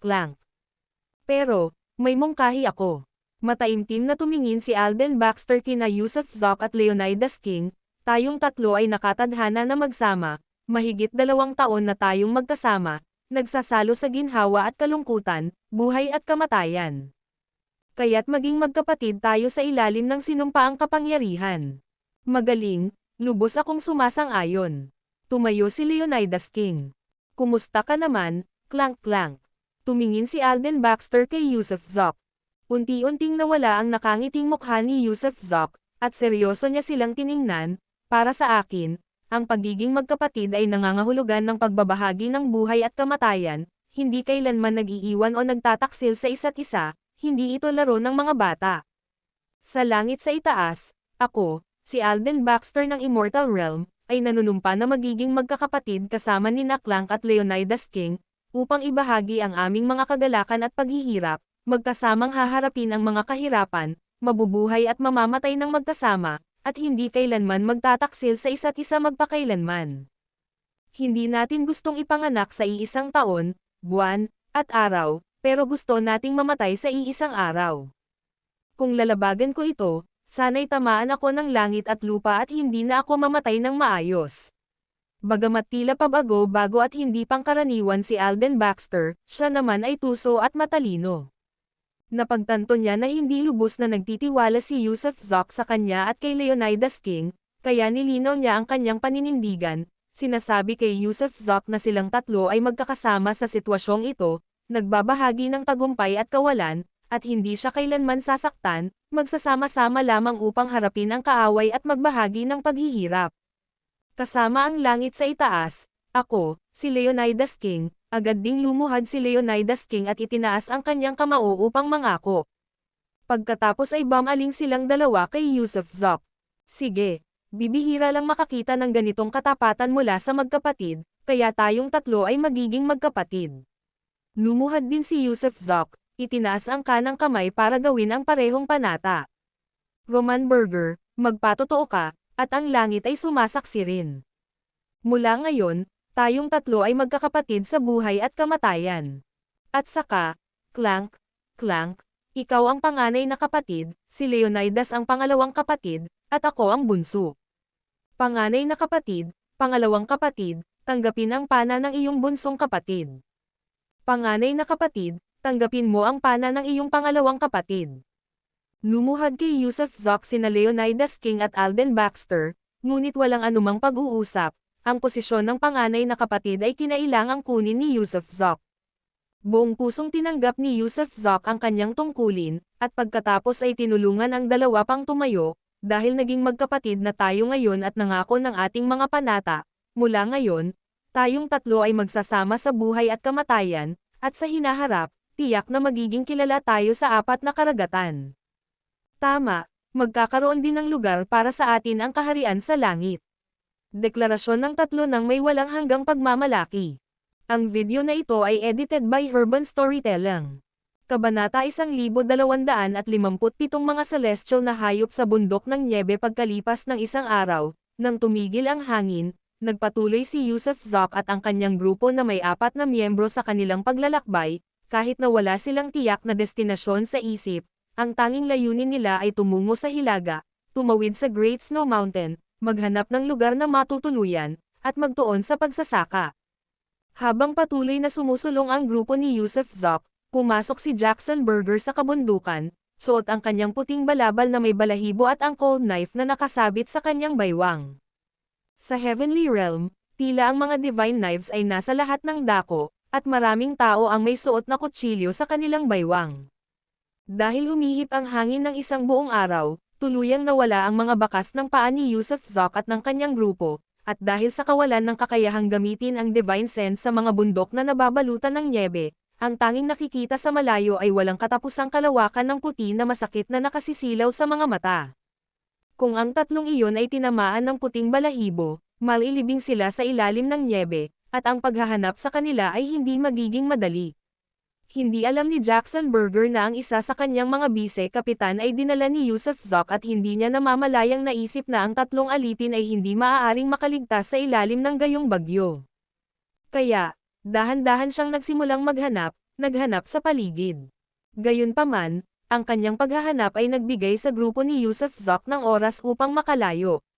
Walang kaalam-alam ang apat kung sinusundan ba sila ni Jackson Burger, ngunit ang pinakaligtas na ruta ay tiyak na ang lumayo at tumawid sa bundok ng niebe. Pagkalipas ng 3 araw, narating ng grupo ang tuktok ng bundok ng niebe. Gayunpaman, habang nakatayo sila sa tuktok at nakatingin sa malayo, hindi nila maiwasang makaramdam ng kawalan ng pag-asa. Dahil may mga bundok sa kabila nito, bawat isa ay mas mataas kaysa sa mga nauna. Sa kabila ng bundok ng niebe ay marami pang mga bundok hindi mabilang ang bilang. Boss, sigurado ka bang dapat na tayong magpatuloy? Halos gusto nang umiyak ni Alden Baxter, ang Immortal Emperor. Dahil hindi sila makalipad, kinailangan nilang umasa sa paglalakad para makatawid sa malamig at maniyabing mga bundok na ito, na napakasakit. Tuloy lang, bahagyang ngumiti si Yusuf Zoc. Kung may mga bundok sa unahan, tatawiran niya ang mga ito. Ito rin ay isang paraan para patahanan ang kanyang sarili. Sa kabilang banda, walang imak sina Isaac Quintana at Roman Burger. Napakabilis ng pagbaba, dahil ang apat ay nakaupo lang sa tuktok at dumulas pababa, habang patuloy na dumudulas pababa. Gayunpaman, isang nakakatawang insidente ang naganap sa kalagitnaan, tumama ang singit ni Alden Baxter sa isang bato sa gilid ng bundok, umiiyak sa sakit habang gumugulong-gulong ito sa lupa. Hindi siya pinansin ni Yusuf Zoc, Isaac Quintana, at Roman Berger, hindi napigilan ang kanilang pagbaba at nagpatuloy hanggang sa marating nila ang isang hukay sa bundok kung saan sila tuluyang huminto. Sa sandaling iyon, biglang inilabas ni Yusuf Zoc ang kanyang horse-cutting saber, malamig ang kanyang tingin habang nakatitig sa unahan. Anong nangyayari? Nang makita ni Roman Berger at Isaac Quintana na sobrang tensyonado si Yusuf Zoc, ay bumunot din ng kani-kanilang mga kutsilyo sa takot. Nakakita ako ng puting kislap sa nyebe at nawala ako roon, itinuro ni Yusuf Zoc mga 100 metro ang layo. Isang puting kislap, tumingin si Isaac Quintana kay Roman Berger. Total, si Roman Berger ay isang katutubong Diyos, kahit hindi pa siya nakapunta rito noon, siguradong pamilyar na pamilyar siya sa Heavenly Realm. Walang dad ang isa iyan sa Celestial Beast, huminga ng malalim si Roman Berger at sinabi. Isa ba itong Sorrow? Isang leopardo ng nyebe, isang snow bear, tanong pa ni Isaac Quintana. Manipis na puting liwanag iyon, tiyak na hindi isang sorrow o isang snow leopard, umiling si Yusuf Zoc. Horrors ng nyebe, biglang nagkaroon ng kakaibang ideya si Roman Berger, kung ito ay isang hugis linya na puting liwanag, malamang isa itong ahas ng nyebe. Hindi ba't sinabi mong mga snow leopard, demon fox, at polar bear lang ang nandito sa Great Snow Mountains na ito? Bakit may mga ahas ng nyebe? Malakas na bulalas ni Isaac Quintana. Tumingin sa kanya si Roman Berger, sabay ngiti ng mapait, sabi ko nga ang tatlong pinakamalakas na celestial beast ay sila, pero sa loob ng malawak na kalawakan ng nyebe na ito, hindi lang tatlong uri ng celestial beast ang meron. Sus Mariosep, murang sabi ni Isaac Quintana sa pagkadismaya. Medyo mausisa si Yusuf Zoc. Ang mga ahas ay mga hayop na may malamig na dugo at karaniwang naninirahan sa mga tropikal na rehiyon. Tila imposibleng lumitaw sila sa lamig ng taglamig, ngunit narito ang mga serpent ng nyebe. Ang mga snow serpents ay isa ring uri ng celestial beast, pero hindi sila masyadong malakas, hindi nila aktibong aatakehin ang mga tao maliban na lang kung matapakan mo sila o papasok sa kanilang teritoryo. Mga ahas, nasaan ang mga ahas? Hulihin ninyo sila para kainin, ang karne ng ahas ang pinakamasarap. Sa sandaling iyon, naabutan na sila ng lalaking may masakit na singit, si Alden Baxter, na umakto na parang walang nangyaring masama. Alam ng bawat lalaki na ang mga sumasakit na bola ay sasakit lamang pansamantala, maliban na lang kung mabasag ang mga ito, pansamantala lamang itong sakit, at lilipas din ito. Bukod dito, si Alden Baxter ay dating isang immortal emperor, kaya ang ganitong uri ng sakit ay hindi naman seryoso. Tandaan ninyo, huwag kayong magsimula ng mga pag-atake sa mga celestial beast. Seryosong nagsalita si Yusuf Zoc, mga tagalabas tayo rito, at hindi tayo kayang tapatan ng mga makapangyarihang celestial beast na iyon. Kaya para sa mga mahihina, hindi natin sila aapihin o papatayin, at para sa mga mas malalakas, hindi rin natin sila guguluhin. Susubukan namin ang aming makakaya para maiwasan sila. Tumango ang tatlo, senyales na naiintindihan nila. Tunay ngang totoo ang sinabi ni Yusuf Zoc, dahil mga tagalabas sila na nakapasok sa nasasakupan ng mga celestial beast, mas makabubuting huwag nang magsimula ng gulo, dahil baka sila mismo ang mag-imbita ng kapahamakan. Nilagpasan ng grupo ng 4 ang teritoryo ng Snow Serpent na kanilang nakasalubong kanina at nagpatuloy sa pagtawid sa mga kabundukan. Nang muli silang umakyat sa gitna ng bundok, nakarinig sila ng isang malakas na sigaw mula sa matataas na kalangitan. Pagtingala nila, nakita nila ang isang puting agila na may mga pakpak na itim ang talam na lumilipad sa kalangitan. Napakalaking agila ng nyebe. Mahinang bulalas ni Alden Baxter, dapat ay hindi bababa sa 30 talampakan ang haba nito. Mag-ingat kayong lahat, malamang na maging biktima tayo ng agila ng nyebe. Babala ni Roman Berger. Dati akong may kapatid na mahilig makipaglaro sa mga agila, mayroon pa nga siyang kahangahangang Golden Eagle. Biglang naalala ni Yusuf Zoc si Isaac Quintana, at napaisip kung kumusta na sila sa mundo.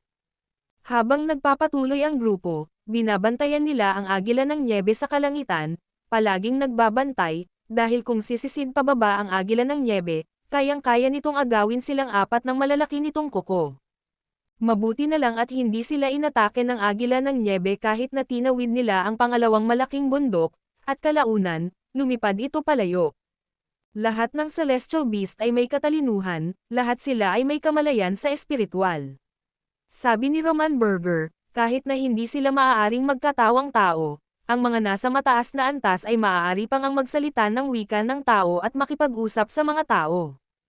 Gayunpaman, karamihan sa mga celestial beast ay nakikita tayong mga banal na nilalang bilang natural na mga kaaway, dahil maraming tao ang gustong manghuli sa kanila para sa karne, gamot, damit, o kahit na paamuin sila bilang mga alagang hayop. At ang mas kasuklam-suklam pa ay may mga taong lumalaban sa sangkatauhan at nakikipagtalik sa mga celestial beast. Nang marinig ang mga salita ni Roman Burger, nang inig si Yusuf Zok, inakala niyang nakitulog na rin siya sa isang demonyo dati. Hindi ba't ang mga celestial beast ay hindi kayang mag-anyong-anyo? Paano kung ganoon makikipagtalik sa kanila? Nagtatakang tanong ni Alden Baxter. Oo, dahil nga hindi sila maaaring magpakita ng anyo kaya may mga taong. Alam mo na, commandant si Roman Burger. Nako, masama yan, napakasama yan. Kahit hindi pa sila nagkatawang tao, nagkaroon na ako ng dual cultivation kasama ang ilang demon cultivators noong immortal realm pa. Ang mga demon cultivator ng magbagong anyo bilang tao ay tunay na magaganda. Boss, nakatulog ka na ba kasama ang isang demonyo? Bastos mo ang buhay ko, bilasan mo na at kumilos na tayo. Galit na mura ni Yusuf Zok at sinaman din ng tingin si Alden Baxter. Matagal nang kasal ang kapatid ko, pero kung gusto mong maging bayaw ko, kapag umangat na siya balang araw, hahayaan ko kayong magpakasal. Mukhang nasa problema tayo. Hindi na nagpatuloy si Yusuf Zok sa pakikipagbiruan kay Alden Baxter, bagkus ay biglang huminto at tumingin sa tuktok ng isa pang mataas na bundok. Sinundan ng tatlo ang tingin ni Yusuf Zok patungo sa tuktok ng bundok, ngunit matapos ang mahabang pagtitig, wala silang nakitang anumang senyales ng problema. Walang anuman doon, wala kundi si Snow White. Wala rin akong nakita. Nakakabulag ang puting silaw, at napakalayo ng distansya, wala tayong makita. Umiling silang tatlo, wala silang nakita. Huminga ng malalim si Yusuf Zok. Hindi rin niya makita ang panganib gamit ang kanyang mga mata dahil sa mga bundok na ito ng nyebe, hanggang doon lang ang nakikita ng isang tao. Gayunpaman, nang imulat niya ang kanyang ikatlong mata, ang mata ng langit, nakakita siya kahit sa ilalim ng nyebe, at nakita pa ang mga bagay na lampas sa 12-12 ng mga taluktok ng bundok. Nakita ng kanyang ikatlong mata ang lahat. Sa kabilang tuktok ng bundok, may isang lobo, isang maputi-puting snow leopard, ang mga mata nito ay malamig na nakatuon sa kanila. Kung hindi dahil sa kanyang Eye of Heaven, hindi sana nakita ni Yusuf Zok ang snow leopard na tuloy-tuloy na humahalos sa maniyabing bundok. Ang video na ito ay edited by Urban Storytelling. Kabanata 1258 Pag-atake ng kawani ng mga lobo. Nakakita ako ng isang puting nyebe na lobo ng nyebe na nakatayo sa tuktok ng bundok sa unahan, pinapanood kami. Ang katawan ng snow wolf ay bahagyang mahigit 2 zang ang haba, ang balahibo nito ay kasing puti ng nyebe maliban sa itim nitong mga mata, at walang itim sa ibang bahagi ng katawan nito. Tila nagtataglay ng karunungan ang mga mata nito. Roman Burger, anong klaseng celestial beast ang snow wolf? Isang puting snow wolf. Nang marinig ang mga salita ni Yusuf Zok, si Alden Baxter at ang iba pa ay labis ding nagulat, at sila rin ay tumingin sa tuktok ng bundok sa unahan. Ang mga snow wolves ay isa ring uri ng mountain celestial beasts, na nasa ibaba lamang ng mga celestial foxes, polar bears, at snow leopards. Bukod dito, ang mga snow wolves ay laging gumagalaw ng sama-sama, kung saan mayroong isa ay tiyak na mayroong isang grupo, at isinasagawa nila ang kanilang mga taktika ng walang kamali-mali. Kung napapalibutan tayo ng isang kawan ng mga lobo, tiyak na mamamatay tayo. Sabi ni Roman Burger nang may mapanglo na tingin. Tinatanong ko lang sa iyo kung anong antas ng cultivation ang katumbas ng isang snow wolf. Matigas na sabi ni Yusuf Zok. Mahirap husgahan, iba-iba ang mga ito mula mataas hanggang mababa, at maraming snow wolf pack, hindi lang isa. Gayunpaman, ang pinuno ng kahit anong grupo ay malamang nasa God Realm, ang pinakamalakas ay maaaring umabot pa sa Advanced Divine Person. Biglang natigilan ang lahat, pati na si Yusuf Zok. Ang isang Advanced Divine Person, kahit na namumuno sa isang grupo ng magkahalong lobo, ay madaling makakakulong sa kanila. Siyempre, bawat bahagi ng isang Snow Wolf ay mahalaga. Nang makita ang malungkot na ekspresyon sa kanilang mga mukha, nag-isip sandali si Roman Burger at idinagdag, ang Snow Wolf skin ay isang marangal na balahibo, kung ibebenta sa ilang mayayamang babae sa gitnang rehiyon, ang bawat Snow Wolf skin ay maaaring makakuha ng daan-daang libo o kahit milyon-milyong spirit stones.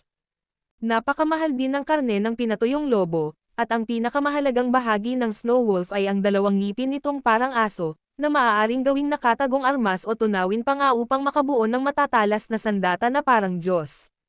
Wala akong pakialam sa mga spirit stone, ang dami nating balat ng lobo pero hindi naman natin sila mapagkakakitaan, kaya naman, Nuji ang pakikipaglaban sa kanila. Umiling si Yusuf Zok, kahit wala siyang maraming spirit stone, kahit makakuha pa siya ng balat ng lobo, hindi niya maipagbibili ang mga ito dahil mga alipin ang mga ito at hindi makapasok sa lungsod. Siya nga pala, ang mainit na dugo ng isang Snow Wolf ay isang mataas na uri ng kakaibang kayamanan para sa cultivation.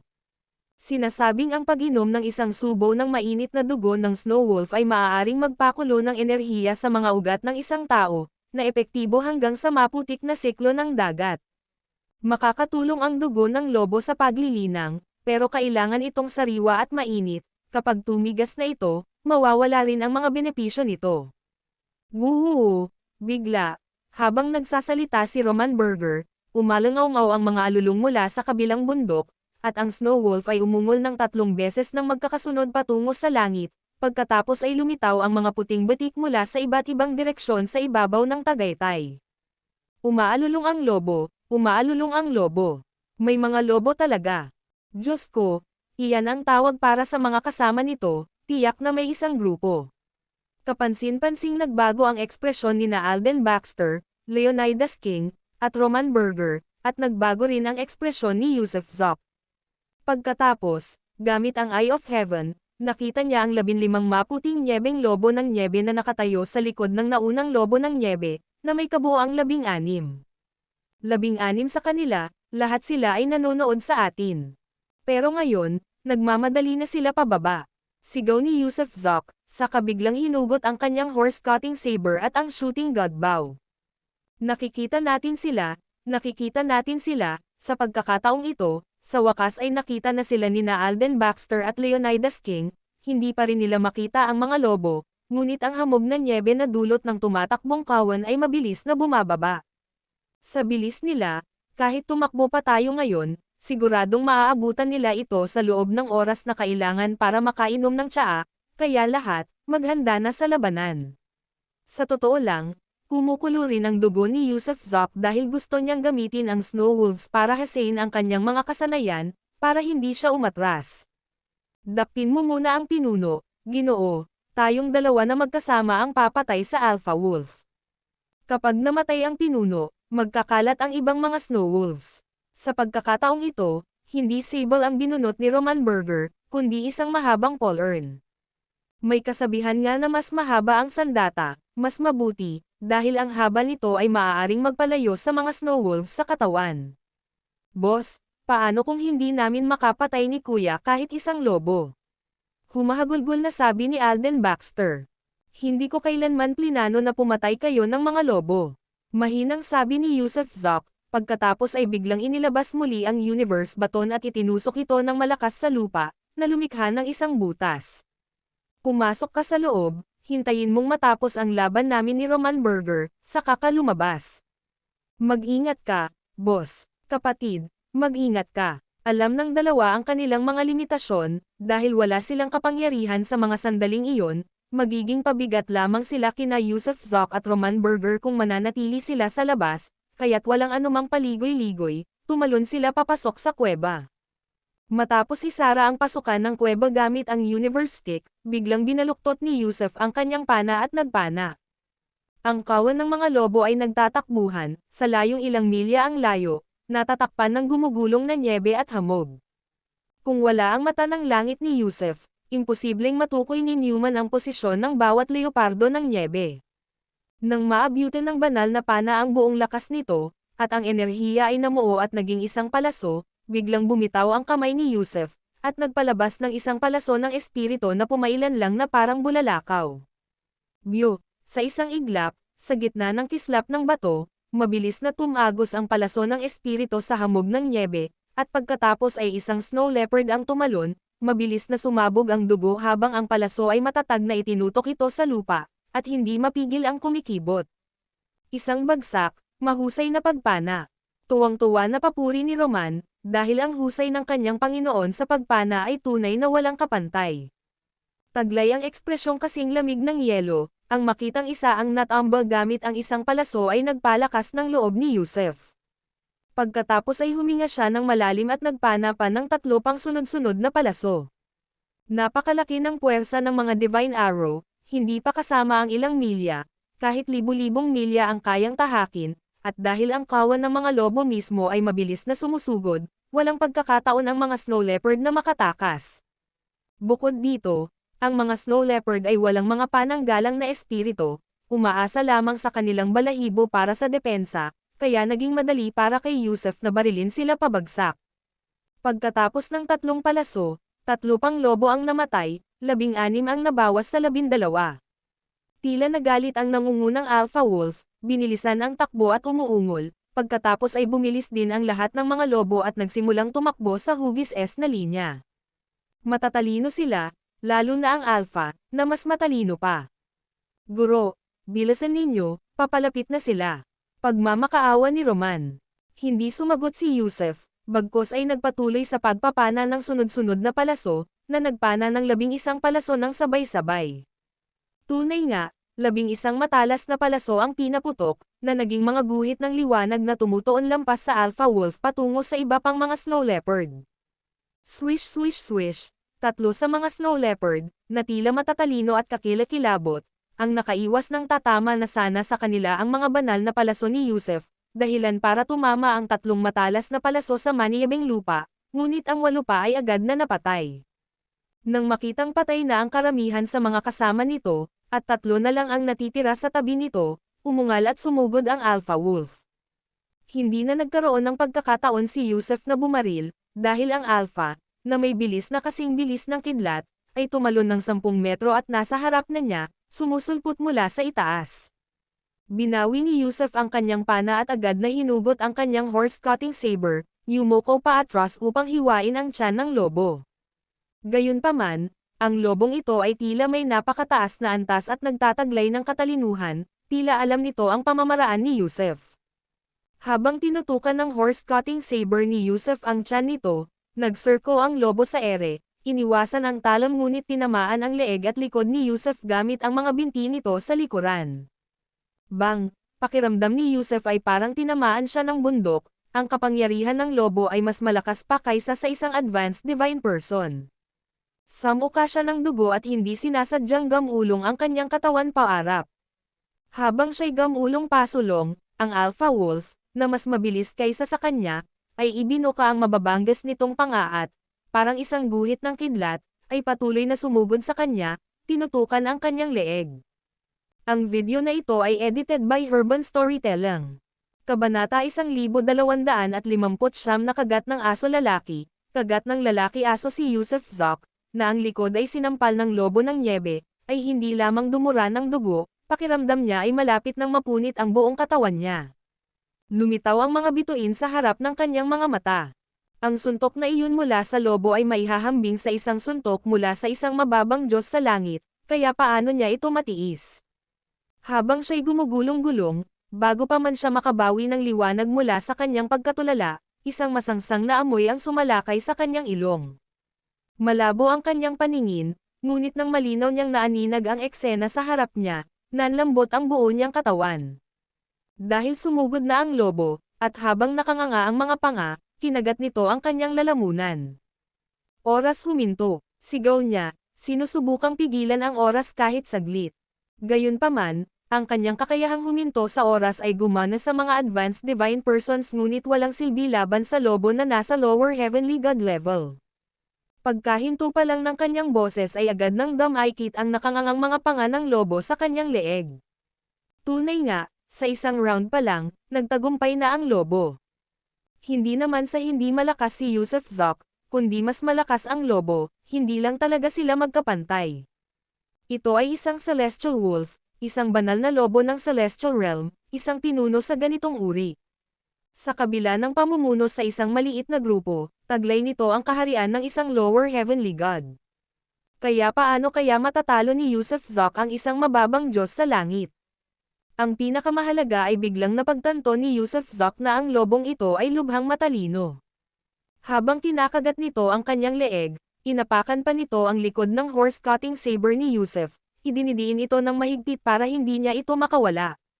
Isang napakahusay at matalinong lobo ng nyebe.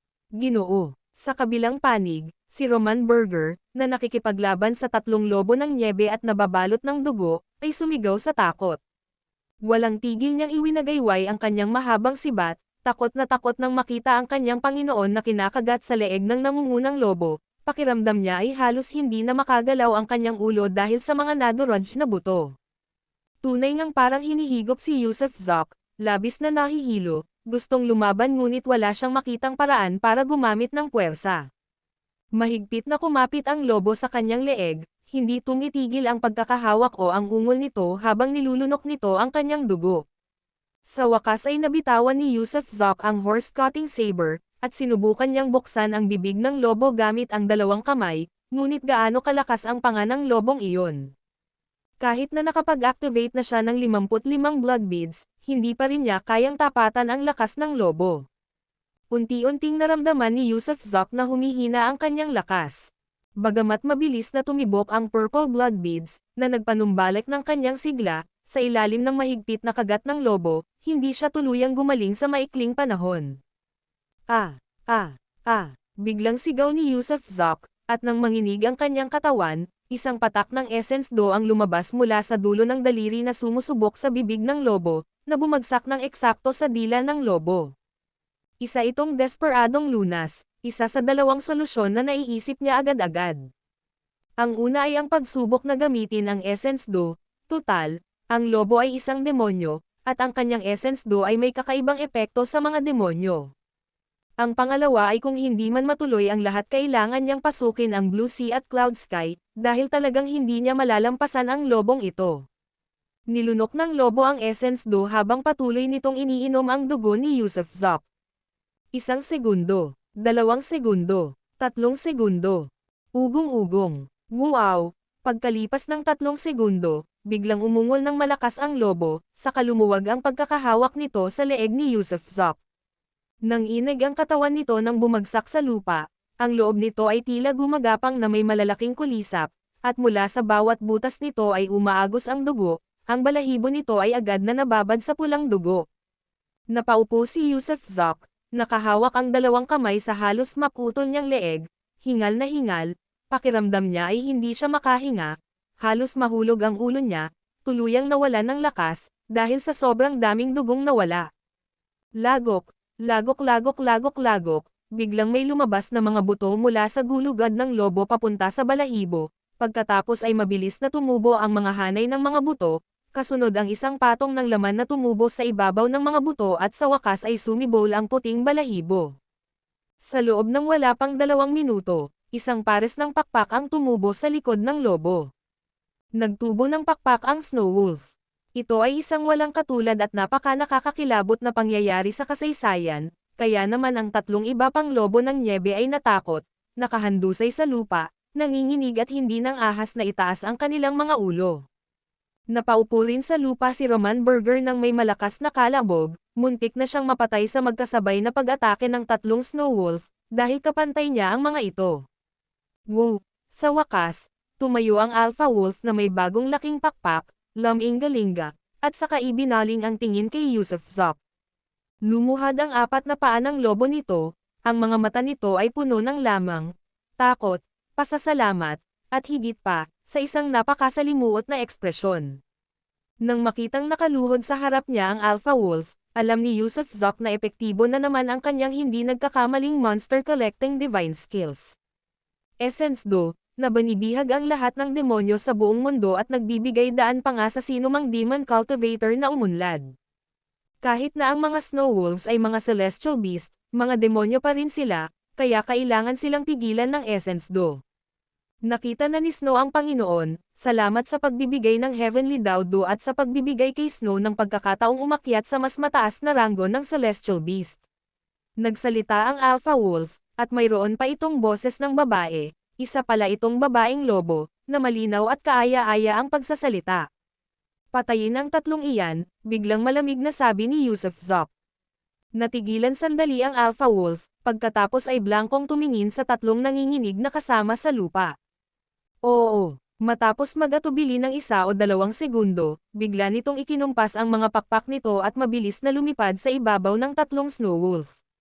Nakita ni Yusuf Zok na habang lumilipad ito sa ibabaw ng ulo ng tatlong lobo ng nyebe, inilabas nito ang mga paa ng lobo nito ng 3 beses, na tumatama sa tuktok ng kanilang mga ulo. Hindi na malaya ng tatlong lobo ng nyebe ang nangyayari at namatay habang sumasabog ang kanilang mga utak. Lumapag muli ang Alpha Wolf sa tabi ni Yusuf Zok, patuloy na lumuhad gamit ang 4 na binti, nakayuko ang ulo. Mga tungkod ng langit at lupa, bumalik kayo. Tawag ni Yusuf Zok sa isang tungkod na nakatayo hindi kalayuan sa lupa, na agad na lumipad pabalik sa kanyang palad. Pangalawang kapatid, pangatlong kapatid, Roman Burger, dali, alisan ninyo ng dugo ang mga ito at balatan sila. Hindi siya nagpakita ng awa, dahil kung wala ang Essence Do, patay na sana siya. Bukod pa rito, magkaiba ang mga Celestial Beast at Demon Cultivator. Ang mga Demon Cultivator ay maaaring magbagong anyo at maging tao. Kaya, kung nakakita lang siya ng isang maamo at mahinang babae na nakaluhod sa harap niya, maaaring lumambot sana ang loob niya, ngunit ang kalaban ay isa lamang lobo. Bukod sa pagiging nasa ilalim ng pamumuno at kakayahang magsalita, wala itong pinagkaiba sa isang normal na mabangis na hayop. Nagmamadaling lumabas sina Alden Baxter at Leonidas King, ngunit nang makita nila ang mga bangkay ng lobo na nakakalat sa lahat ng dako, tiningnan ang duguan na leeg ni Yusuf Zok, at nakita ang puting lobo na nakaluhod sa harap ni Yusuf Zok, natigilan din sila. Kinulayan ng dugo ang nyebe ng pula, na lubhang nakasisilaw. Kaya malamang ay nagkaroon ng matinding labanan ngayon lang. Para saan ka natutulala? Patuluin ang kanilang dugo at balatan sila. Ikaw, halika rito, turo ni Yusuf Zok sa Alpha Wolf. Gumapang ang Alpha Wolf palapit, saka iniunat ang dila nito para dilaan ang mga paa ni Yusuf Zok, dinilaan ang kamay nito, sa sandaling ito, para itong isang maliit na aso, maamo at cute. Itaas mo ang leeg mo. Biglang niyakap ni Yusuf Zok ang ulo ng Alpha Wolf, saka kinagat ang leeg ng Alpha Wolf. May isang lumang kasabihan sa secular na mundo, kung kagatin ka ng aso, makakagat ka rin ba pabalik? Hindi nagpapakababa ang mga tao para makipaglaban sa mga aso. Gayunpaman, si Yusuf Zok ay isang nilalang na katulad ni Martin Hop, kung kakagatin siya ng aso, kakagatin din siya pabalik. Kinagat niya ang lalamunan ng Alpha Wolf, at tumulo ang kumukulong mainit na dugo sa mga sulok ng bibig ni Yusuf Zok, na nilunok niya ng sabik. Hindi gumalaw ang Alpha Wolf, kahit ipinikit ang mga mata, hinayaan si Yusuf Zok na inumin ang dugo nito. Ang video na ito ay edited by Urban Storytelling. Kabanata 1260 hinahanap si Jackson Burger. Ang mainit na dugo ni Snow Wolf ay tunay ngang nagtataglay ng mayamang banal na kapangyarihan, mas siksik kaysa sa nasa Spirit Stone.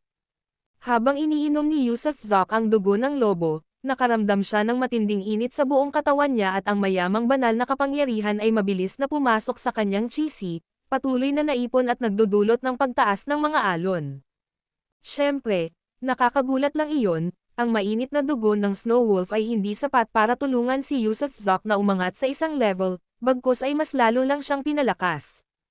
Gayunpaman, sa kabilang banda, sina Leonidas King at Alden Baxter, ang dakilang emperador, ay nagsimulang humagulgol ng malungkot sa sandaling ito, na naglalabas pa ng mga tunog ng pagkalabog at pagkatok mula sa kanilang mga katawan. Hindi ko na kaya ang mas maraming dugo sa katawan ko, sisabog na ako, ano ang dapat kong gawin? Si Alden Baxter ang unang sumigaw. Hindi siya uminom mula sa Alpha Wolf, kundi mula sa 3 lobo na katumbas ng isang intermediate divine person, kaya pagkatapos ng ilang higop lamang, hindi na niya ito matiis. Total, wala man lang siyang GC, hindi pa kasama ang mga unaligned meridian, hindi rin naman siya isang lower-level divine person, paano niya makakayanan ang sariwang dugo ng Snow Wolf? Hindi ko rin kaya, malakas na sigaw din ni Leonidas King, umuumbok ang kanyang tiyan, at tila maraming agos ang umiikot at gumagala sa loob ng kanyang katawan. Roman Burger, turuan mo sila ng sining ng paglinang sa Diyos na iyong isinasagawa, dali. Sigaw ni Yusuf Zop pagkatapos pakawalan ang Alpha Wolf. Oo, sunod-sunod at malakas na tugon ni Roman Burger, dapat magkaugnay ang mga punto ng meridian ng Shenxing, Baihui, Yungquan, at Rosheng. Iyan ang unang hakbang, ang pangalawang hakbang ay gabayan ang banal na kapangyarihan upang dumaloy sa Grand Circulation. Mabilis at mahaba ang sinabi ni Roman Burger, at sina Leonidas King at Alden Baxter, na hindi mga hanggal, ay agad na sumunod sa kanyang mga tagubilin. Ito ang kanilang unang pagkakataon na nag-cultivate ng Diyos pagkatapos ng kanilang pag-akyat sa makalangit na kaharian. Siyempre, wala na rin ang mga bakas ng kaluluwa sa loob nila, dahil si Roman Burger, bilang pangalawang pinuno ng kampo, ay madaling makapag-aalis ng mga paghihigpit ng dalawang banal na alipin. Siyempre, hindi binura ni na Yusuf Zok, Alden Baxter, at Leonidas King ang bakas sa kanilang mga mukha, sa kanilang mga salita, isa itong kahihiyan, at ang pag-alala sa gayong kahihiyan ay maaaring magtulak sa kanila na magsumikap pa. Boom! Boom! Kasabay ng pagkilos ng divine power sa Grand Circulation, isang aura at hangin ng kalakasan ang di inaasahang lumabas mula sa kanilang mga katawan. Hindi pa nga nila nabubuo ang kanilang GC, pero naipakita na nila ang napakalakas na momentum. Ano ang ipinahihiwatig nito? Ipinapahiwatig nito na ang dalawang ito ay mga kababalaghan din, at ang kanilang iba't ibang mga nagawa sa lower realm ay hindi lamang pagyayabang, kundi totoo. Mabilis nilang naubos ang dugo ng lobo, at napakabilis din nila itong natunaw. Dahil sa Grand Circulation of Divine Power, para silang dalawang hukay na walang katapusan. Pagkalipas lamang ng 15 minuto, biglang muling napaungol si Leonidas King, at pagkatapos noon, isang mapulang ambon ang nabuo sa itaas ng kanyang ulo. Pagkatapos maglibot-libot ng kaunti, tumama ito ng diretso sa noo niya. Ito ang penomeno ng pagbuo ng dagat chi. Si Leonidas King, matapos uminom ng dugo ng Snow Wolf, ay nakamit ang katayuan ng isang lower-level divine person. Dapat mong malaman, ang pagiging isang mababang antas na banal na tao ay hindi isang madaling gawain. Pero ngayon, natapos niya ito sa loob lamang ng 15 minuto, gamit ang hindi Spirit Stone, o iba pang makalangit na materyales o kayamanan sa lupa, dugo ng lobo lamang, binuksan niya ang GC at inayos ito sa lugar. 3 minuto matapos makamit ni Haring Leonidas ang dagat chi, si Alden Baxter, ang dakilang emperador, ay napaungol din, isang vortex ang nabuo sa itaas ng kanyang ulo, na siyang nag-aayos sa dagat chi. Natulala si Yusuf Zok habang pinapanood siya. Nang makamit niya ang kanyang GC, napakahirap nito, hindi pa kasama ang paggamit ng hindi mabilang na Spirit Stones, kundi pati na rin ang pagtawag ng iba't ibang puwersa mula sa kawalan bago tuluyang ayusin ang GC at likhain ang Mudpil Palace. At ngayon, ang dalawang hanggal na ito ay kakainom lang ng dugo ng lobo at nakamit ang palasyo ng putik, mga henyo ba sila, o ang kanilang kayamanan ay walang hanggan. Medyo masyadong mabilis din ang bilis ng cultivation na ito. Hahaha, nakamit ko na ang palasyo ng tableta ng putik, ang dagat chi, at naging isang mababang antas na banal na tao, hahaha, kaya ko nang lumipad ngayon. Tuwang-tuwa at umiyak si Alden Baxter, dati siyang isang maluwalhati at bayaning figure. Kaya, sa pagiging isang mababang antas na banal na tao, siya ay napaiyak sa tuwa at walang tigil sa pagtawa. Ngumisi rin si Leonidas King ng abot-tenga, habang walang imak na nagpatuloy si Roman Burger, nakakakilabot na impyerno, sa Heavenly Realm, kahit ang mga bagong silang na sanggol ay mga lower-level divine persons, hindi niya maintindihan kung bakit ang saya-saya ng dalawang hanggal na ito. Tumigil ka na sa pagyayabang, magtrabaho ka na. Sa pagkakataong ito, tumawa si Yusuf Zok. Oo, magtrabaho na kayo, ang lupa ay puno ng mga makalangit na materyales at mga kayamanan sa lupa, puno ng kayamanan. Paulit-ulit na tumanggo sina Alden at Leonidas, Pagkatapos ay agad na kumuha ng mga kutsilyo upang balatan ang mga lobo at putulin ang mga binti ng lobo, mayroon na silang karne na makakain. Tumingin si Yusuf Zok sa Alpha Wolf, gustong makita kung anong uri ng reaksyon ang magiging mayroon ito. Gayunpaman, sa oras na ito, ang nangungunang lobo ay nakahiga pa rin sa kanyang paanan, mahinang umuungol, na parang hinihimas ang pisngi nito sa kanyang sapatos, ganap na hindi pinapansin ang pagbalat ng mga lobo sa di kalayuan. Hindi ka galit, biglang tanong ni Yusuf Zok. Tinutukoy ba ng Panginoon ang pagbabalat ng mga lobo? Itinaas ng nangungunang lobo ang ulo nito at nagsalita sa wikang tao. Mga kamag-anak mo iyan, mga kasama mo. Tumanggaw si Yusuf Zok at sinabing. Walang pakialam na sumagot ang nangungunang lobo, patay na sila, ano pa ang isa pang balat? Ako ba ang kinamumuhian mo, o sila? Itinuro ni Yusuf Zok si Alden Baxter at ang iba pa sa di kalayuan. Umiling ang nangungunang lobo, walang puot na itinatago si Snow, sa kanyang puso, kundi pagsunod lamang sa kanyang Panginoon. Natahimik sandali si Yusuf Zok, ang lobo ay lobo pa rin, na sumasalamin sa sukdulang kalupitan ng kalikasan. Siyempre, maaari rin itong may kaugnayan sa pagiging alipin nito sa halimaw o pagiging isang high-level celestial beast. Sa anumang kaso, sa mga mata nito, wala talagang masamang hangarin, na parang walang kinalaman ang mga binabalatan.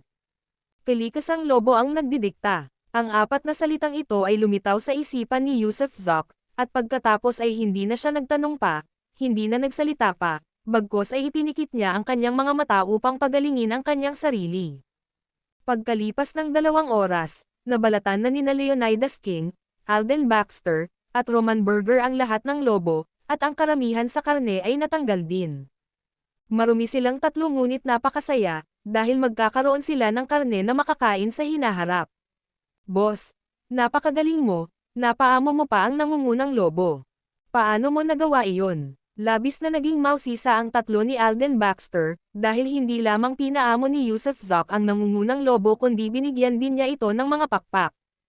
Pagkarinig sa mga salita ni Alden Baxter, biglang nagmulat si Yusuf Zok ng kanyang mga mata at pumikit habang sinasabing, gusto kong bumalik. Bumalik? Anong ibig mong sabihin? Naguluhan ang tatlo kay Yusuf Zok, hindi nila maintindihan ang intensyon nito, lalo na't si Yusuf Zok ang nagmungkahi na maglakbay pahilaga patungo sa puso ng maniyebeng kapatagan, kahit hanggang sa mga guho ng lumulutang na lungsod ng nyebe. Huminga ng malalim si Yusuf Zok, patayin si Jackson Burger. Ano? Nagulat ang tatlo, at ngayon ay napatay na nila si Jackson Burger. Magandang ideya. Si Roman Burger ang unang nakabawi at tuwang-tuwa na nagsabi, sa tulong ng lobong ito, mapapahamak si Jackson Burger. Tama, tumanggaw si Yusuf Zok at sinabing, ang nangungunang lobo ay maaaring lumipad sa mga bundok na ito na may manyeb, at kahit bago pa man ito mag-ebolusyon, ito ay katumbas ng isang mababang Diyos sa langit, at ngayong nag-ebolusyon na ito at kayang lumipad, kaya si Jackson Burger ay walang kapantay. Paano pagkatapos natin siyang patayin? Ano ang susunod nating gagawin? Sina Alden Baxter at Leonidas King ay parehong nagsimulang huminga ng mabilis, dahil ayaw nilang magpatuloy pahilaga. Nang marinig ang tanong nina Alden Baxter at Leonidas King, biglang ngumisi si Yusuf Zok at itinuro si Roman Burger. Sandaling natigilan si Roman Burger, hindi maintindihan ang ibig sabihin, at sina Alden Baxter at Leonidas King ay naglaan din ng ilang sandali para maintindihan ang ibig sabihin. Kung hindi mo maintindihan, huwag mo nang isipin, sumakay ka sa likod ng lobo, babalik tayo para hanapin si Jackson Burger. Buong lakas na tumalon si Yusuf Zok, diretsyong tumalon sa likod ng nangungunang lobo.